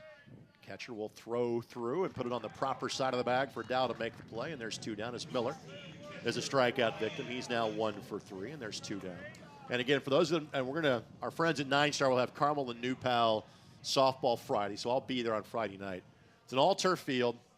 They've got a berm in the outfield. They've got about 1,000 seats, and I would guess there's about 2,000 people at that facility that night. Easily. It was like being in a minor league ballpark. Easily. It was really cool. It was so much fun. Oh, and by the way, Ron Colley visits New Pal May 3rd, and I'll be there for that one, too. Oh. So if you're free on Wednesday, May 3rd. Yes, those young ladies really played some softball. That's awesome. Go to New Pal. Keegan's going to play at Florida. I know there's a young lady from Tri-West that ought to be the second best pitcher in the state. Is going to pitch at Oklahoma. Wow. Another young lady named Malone Moore, who has reset records at Beech Grove at the 3A level. They're really good this year. So the softball talent in this state is pretty ridiculous. That's awesome. Swing and a miss. Here's Wenzel. Yeah, Roncalli got beat this weekend, which catches your attention. It does. Since they've won the last couple of state championships. All right. Who beat him? I got to look that up, 1-1. We had a bunch of really good high school softball on ISC on Saturday. The Horseshoe Classic, the Pendleton Heights hosts every year. Lake Central, Pendleton Heights, Center Grove, Chesterton, Jennings County, and Decatur Central. 1-2 the count. Wenzel trying to extend his day because he has singled and tripled and scored a run as the catcher. It's been his best offensive day of the season. Last 5 batters have been retired by Weimer, who could be looking for the complete game next inning. Swing and a miss. Can't tag him. They'll throw on to first base, and the throw got away. So, just still 2 outs. So it is a strikeout, but the inning will continue. And that was just Hall. He just kind of short-armed it, right? I mean, and I'm sure he sees that the first baseman's kind of wincing and trying to avoid the sun. You're trying to kind of spot that one and didn't throw it. He's been good all day. So here's DiBenedetto. Sacrifice fly to center field. He's flown out twice. Now, again, one of those was an error on the right fielder.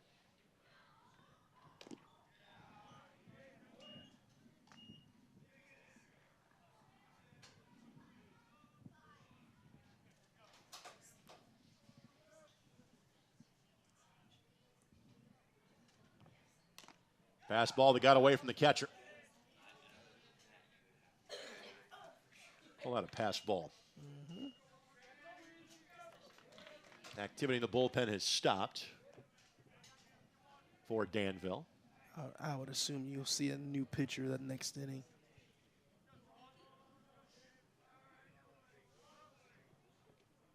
Taken all the way was DiBenedetto. That's in for a strike.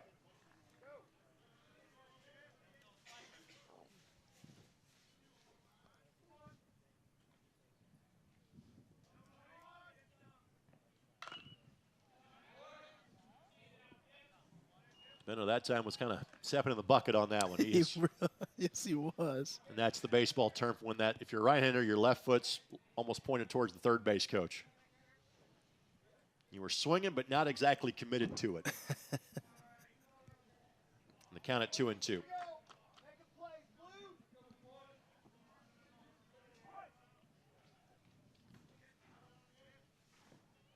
Curveball. Summarize that one to second base, and that is the end of the inning. So the K and Wild pitch does not come back to bother Crawfordsville. At the top of the 7th we go. 8-2 Athenians lead it on the ISC Sports Network. It's time to supercharge your internet with ridiculous speeds up to 1 gig from Endeavor. Get ready for high gear downloads that power buffer-free streaming, gaming, sharing, and surfing. And fire up all your devices at once with reliable speeds amplified by the latest Wi-Fi equipment. Get on the fast track to a powerful online experience. Contact Endeavor and supercharge your internet today. Again, today's game presented by our friends at Endeavor Communications. At Endeavor, we believe in investing in local communities and strive to make life better for all. Another way that Endeavor is helping rural communities succeed. We understand that having access to reliable internet can make a world of difference. We're here to provide the solutions that you need. Cheer on your favorite teams and stay connected with our high-speed internet. For more information, visit weendeavor.com. And Miller are going to try to go the distance in today's game.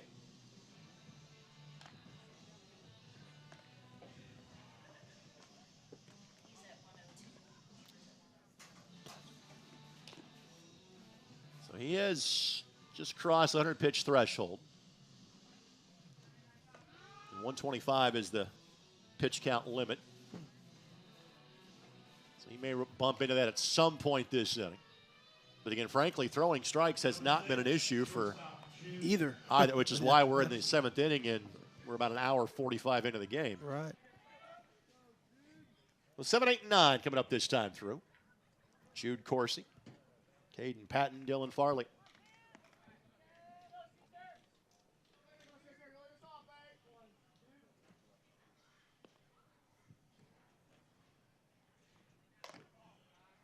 Want to know the count?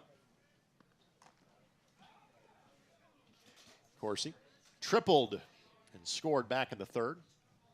Officially 0 for 3. Off the end of the bat, second baseman's got it lined up. That's Gross over to first base, and there's 1 down.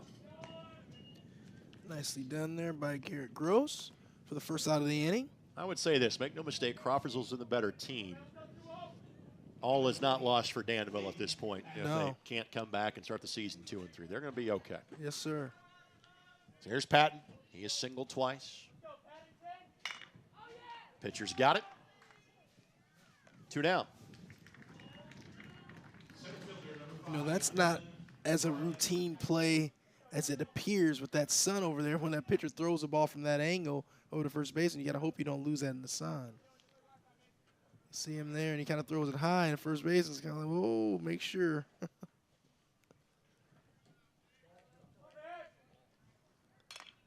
Popped up. Catcher will give chase, but runs out of real estate. Good job by Wenzel to slide to a stop, to not make contact with the backstop.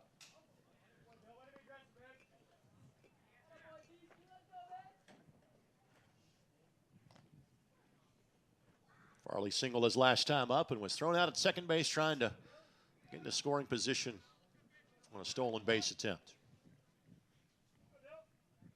Looking ahead for Danville, 8-9-1. Due up in the top of the first. Wonder if Wenzel got crossed up right there. His reaction was strange on that one.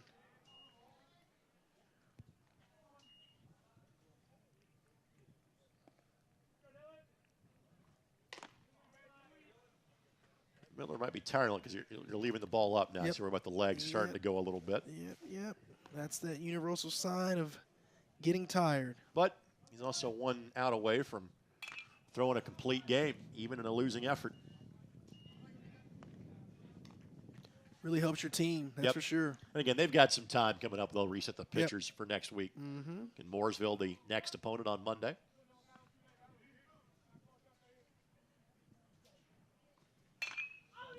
Lash to left field. Left fielder drifting over. Center field has the play made. That's Skinner. And for the second time today, the Athenians go down in order. Again, Danville's got some work to do in the home half of the 7th. They trail by 6 on the ISC Sports Network. Want lightning fast internet speeds? Choose Endeavor.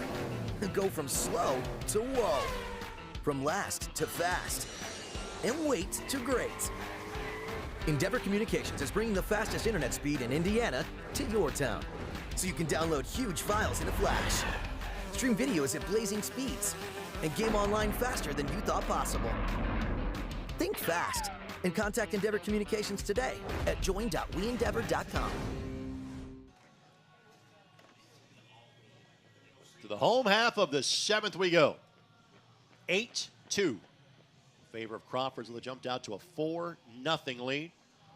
Already Miller has gone the distance for Danville. Weimer trying to do the same and pick up his 2nd win in his 4th appearance of the season. He has now thrown 18 innings. His ERA is hovering around 2. Not bad. Not bad for the junior. So Garrett Gross has had 1 plate appearance. He was pinch hit for by Carr back in the 4th and then re-entered.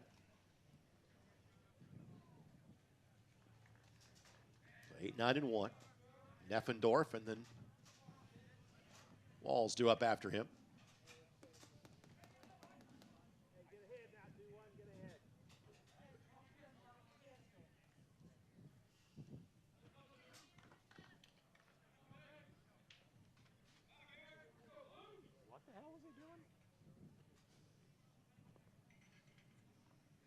Fastball, dots the outside corner.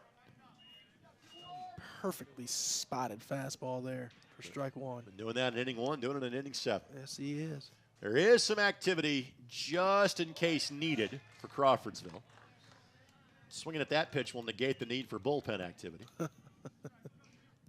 Count is 0-2 against the Danville second baseman. That's sitting. That's going to sit. Oh, Foul ball. Just foul. Yep. Just foul.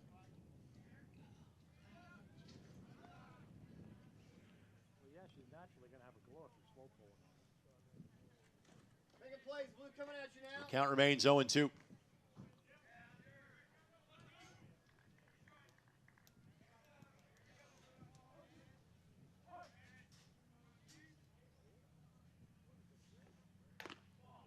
Off the plate, 1-2. Yeah, Yeah, I think if you're Garrett Gross here, you're sitting fastball. If he throws you a perfectly placed curveball, you tip your cap, you walk back to the dugout, but you don't let him beat you with a fastball here. Hopped that one 2-2 the count. Especially right here. There's no way you gotta be thinking, there's no way he's gonna double you up with a breaking ball. He just threw a breaking ball and missed there. He's coming back with a fastball right now. You gotta get the bat head out in front, hit that ball through the middle. Missed that one high, 3-2. Weaver with 7 Ks so far in this one.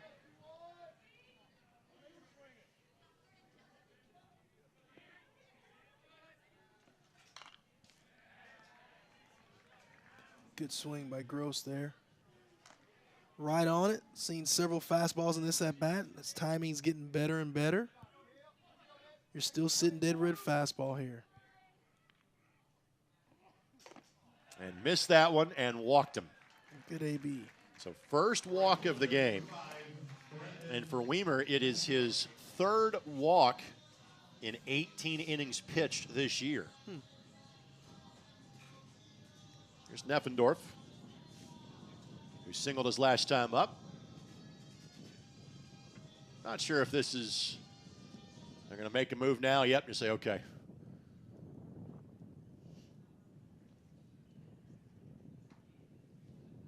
Go ahead and make a pitching change at this point. Yep. Saying that Weaver has done enough. Moving in from third base will be Wyatt Moats. Take a look at what Weaver has done today again. 7 strikeouts in this game. So in now 18 innings pitched this year, he has walked 3 and struck out 23. That'll play. Yep. That will play. And he was, like you said, predominantly fastball. Just really placing the fastball really well, mostly on the outside part of the plate. But again, that will always be an effective pitch in the game of baseball. The first batter to see Moats will be Neffendorf, the number 9 hitter.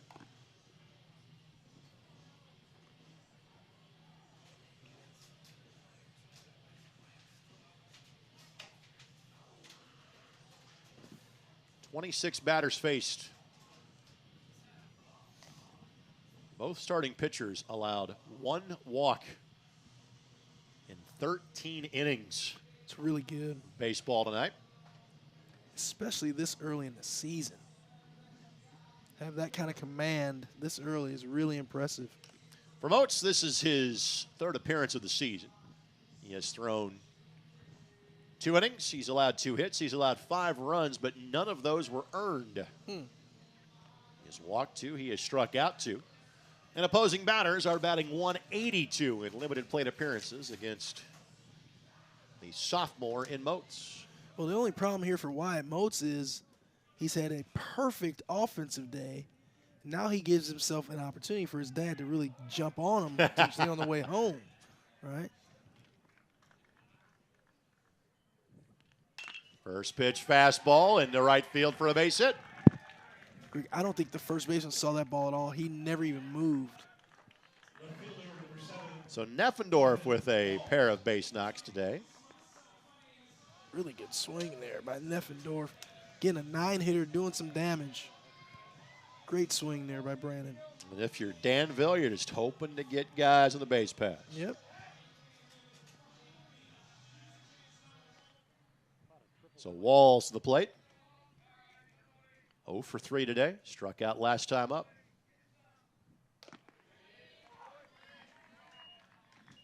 First pitch strike.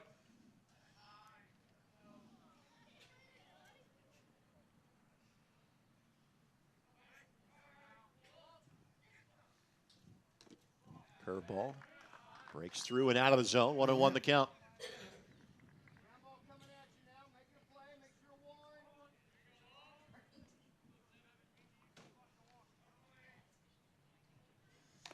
Outside corner fastball, 1-2.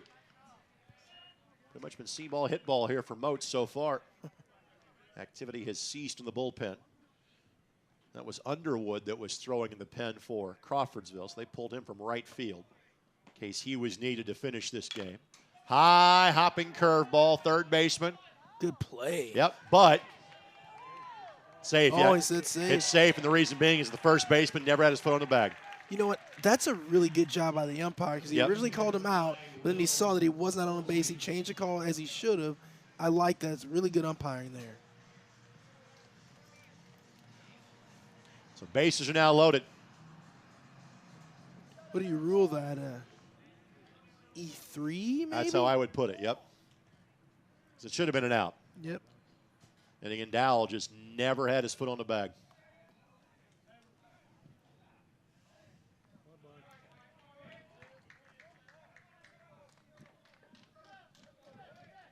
Now, if you're Woolsey, you just want to keep the train going. That's correct. First three batters have reached. Tying batter is still in the dugout at this point for Danville. Count it 1-0. This game is not over, folks. Nope.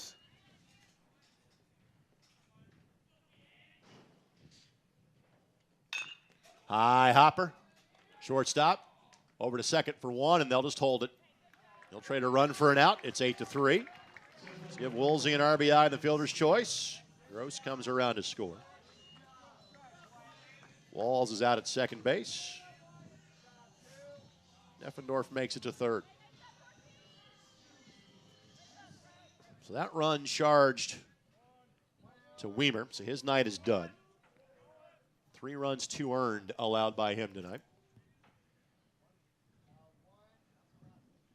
Everything else, Moats is on the hook for at this point.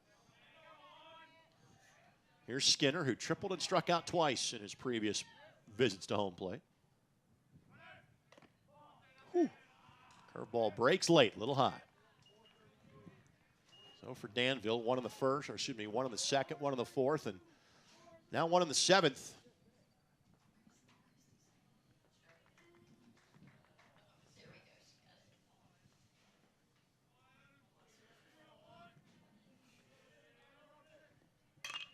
Fastball, little liner, center field base hit. Everybody's safe. Yep. And it's 8-4. Keeping the train moving. To give Skinner the RBI. So a 2-hit afternoon for Skinner. So Warner. And now the tying run is on deck for Danville. Bring a little more speed to run at second base as Woolsey will make way.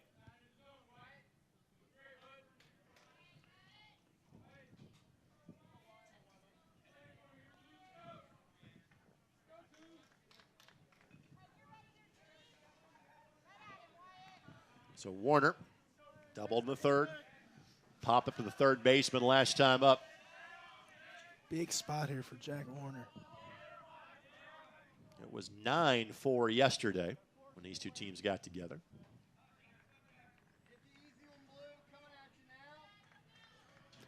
I have a feeling Danville's going to score more than 4 runs today. Curveball bends around the plate. 1-0.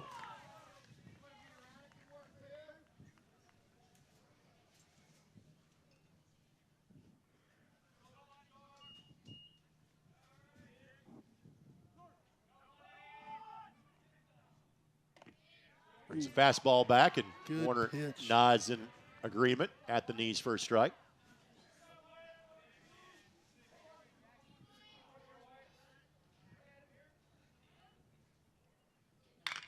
Ground ball gets through, base hit. Yep. They're going to wave the runner around.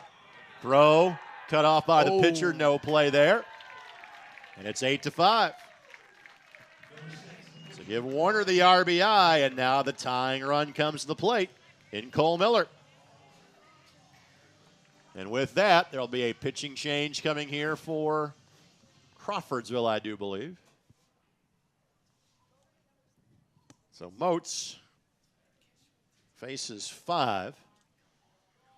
Only records 1 putout. Probably should have been 2. Right. But they will make another pitching change, will the Athenians.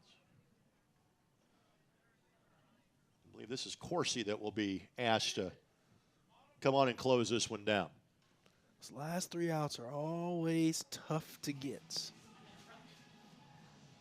So this will be the 7th batter to the plate this inning for Danville.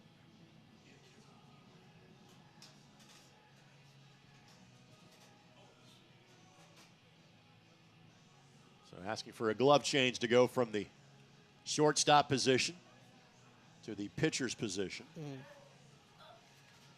this is Jude Corsi. On the season, Corsi, coming into the game, had thrown a team-high 18 innings. He's allowed 5 hits, 3 earned runs. He has walked 11. He has struck out 38. And his ERA, 1.17. This is his 5th appearance of the season.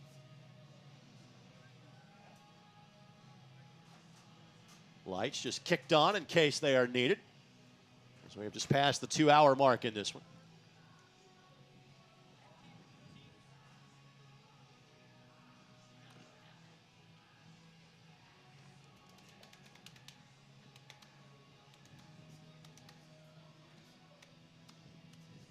Looks like Warner has been lifted from the game for a speedier runner for Danville as well.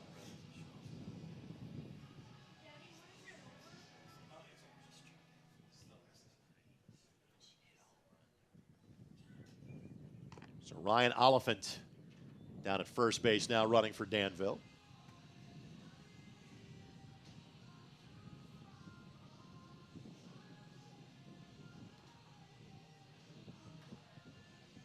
It's a good battle by Danville here. Yes, it is. And as you were saying, tying run is now at the plate.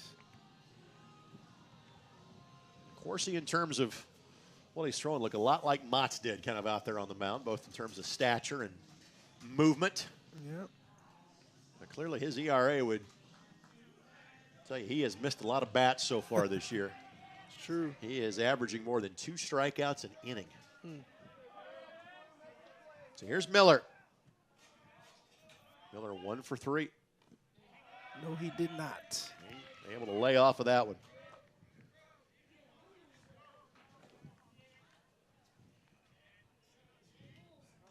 First baseman playing behind the runner. Curveball and a wicked one. Wow. 1-1 the count. Had Miller bailing on that. Had me bailing.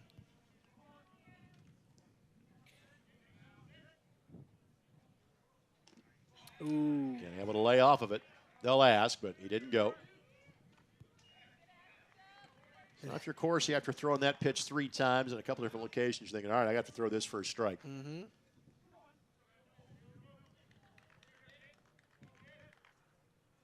Wrong back with a fastball. That one got through for a base hit. Runner will be waved around. Throw will go to third. It's now 8-6. Uh-oh.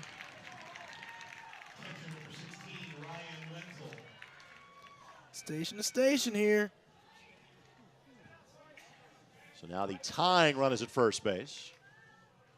Another pinch runner will come in here. Coach O'Neill is coaching over there, man. He's getting all the speed in the event of a big hit. This is Copeland.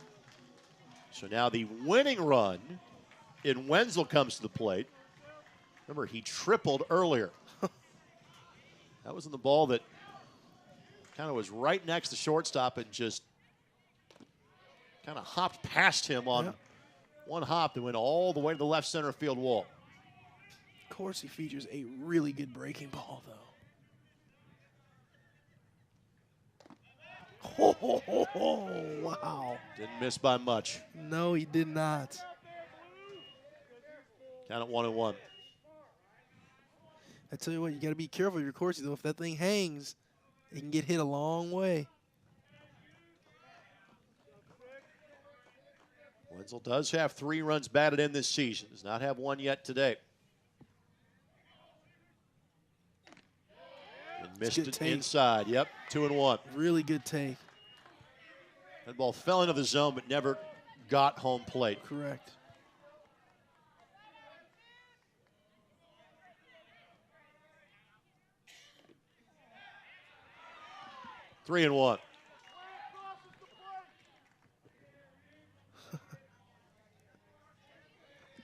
Have a lot of Crawfordsville umpires right now, as we can hear in the background. It's a good at-bat here by Wenzel.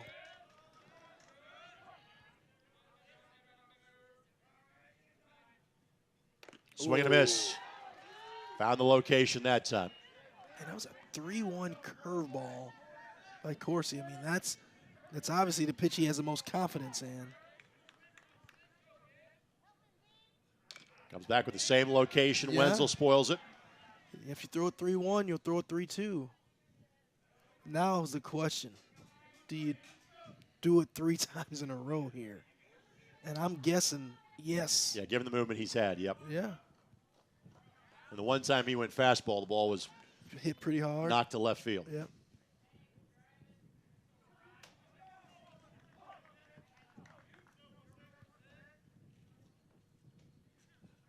Curveball. That is a tremendous at-bat by Ryan Wenzel to lay off of that pitch. That is, folks, if you've never played baseball, you don't understand how hard it is to lay off of that pitch right there.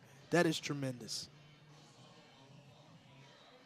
So with that, the winning run is now at first base. Wow. Pat O'Neill's having a conversation with the bases umpire. And the only thing I can think of is he is asking about the pitching motion by Corsi. In other words, is he coming to a full stop? Is he coming fully set? Just kind of watching the hand gestures from Pat. Okay. It's the only thing I can think of that he might be asking about. Pretty civil conversation. Gotcha.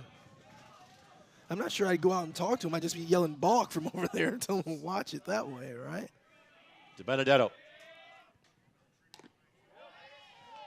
That misses. You mentioned his in Benedetto's last at bat, kind of stepping in the bucket a little bit. He's going to have a tough time hitting this breaking ball if he does step that way. So you got to make sure you stay on this pitch. That misses high. 2-0. That broke a little bit late.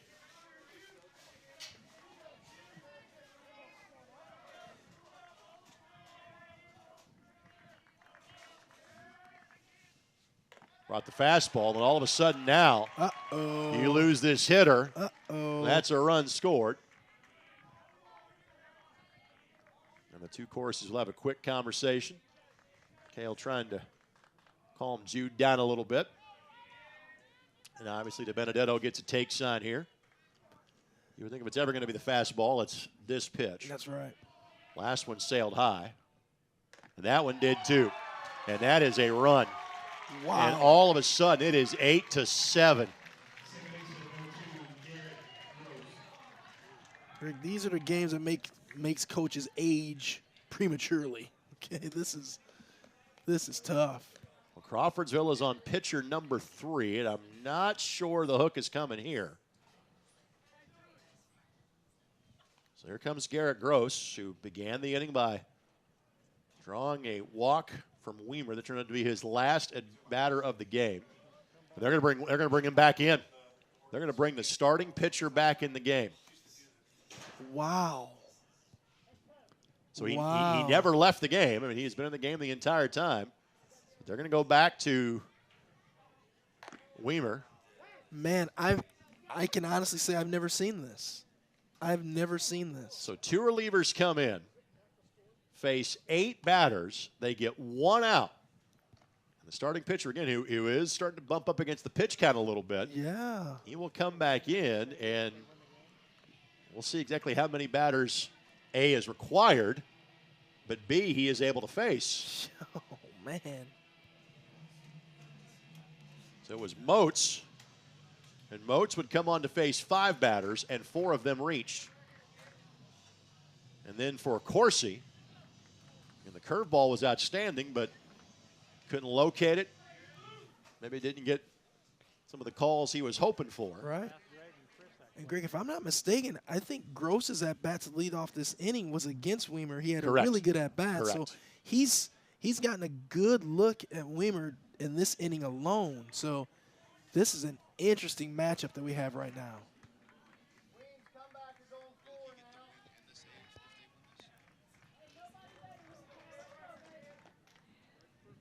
So Aaron Brayback will come and run at second base. Our producer Chris Morales asks a wonderful question. That is. Does he give up the win and the save in this situation if they hang on? Oh, man. He may get the loss, and this one pops straight up. It'll be behind us. Wow. Count is 0-1.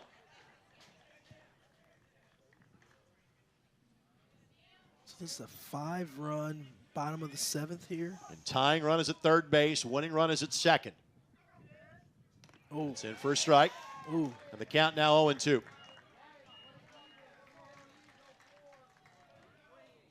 Now, if you're Gross, you got to fight here. You got to try to move the baseball somewhere. Missed that one high. Find a way to move the baseball here to do something productive for your team. Great job. Great eye. 2-2. Again, a walk is every bit as good as a hit here. Yes, it is.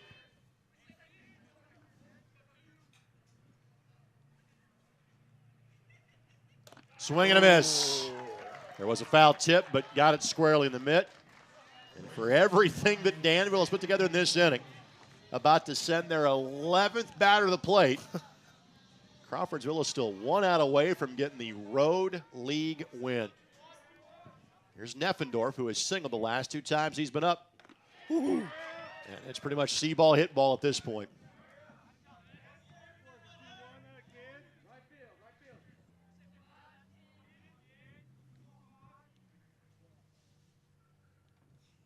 Oh. I think I know what Weimer's going to throw on the next pitch. I'm right with you. But I'm telling you right now, Neffendorf's going to time this one up and put it right between the second baseman and first baseman. Overthrew that one a little bit. Hall was able to snare it. Again, ball goes to the backstop. It's tie game. Yes, it is. Count it 1-2. Didn't get it. That's a great call. That's not a strike. Yep. That is not a strike. Yep. Catcher framed it. Yes, yep. yes, he did. Yeah, it was outside. 2-2. All the Crawfordsville fans wanted that one. Not that time. Yep. Nope. This is a tremendous at-bat by a 9-hitter. And obviously everybody gets a head start here on 3-2. A walk ties the game. A base hit because runners are going likely ends the game. Foul ball stays alive. The runner on first base never took off. Man, what a battle. What a battle. What a game this has turned into. Got a foul ball that no Danville player went and tracked down, so hence the momentary delay.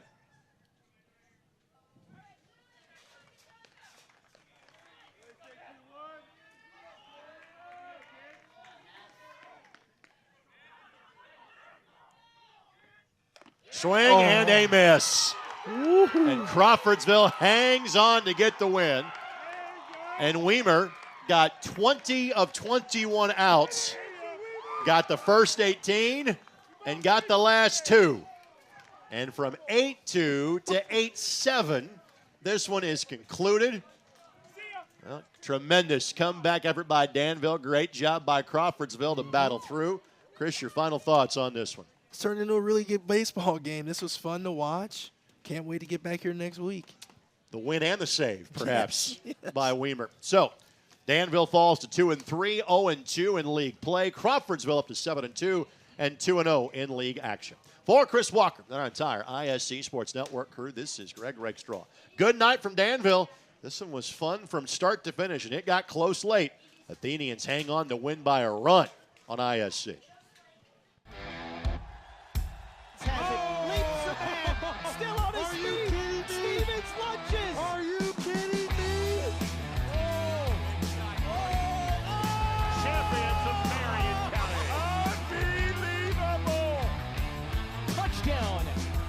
Living up to that last name. Wabash has the lead for the first time today. Said that was going to be a highlight reel. Oh, baby. Yeah, you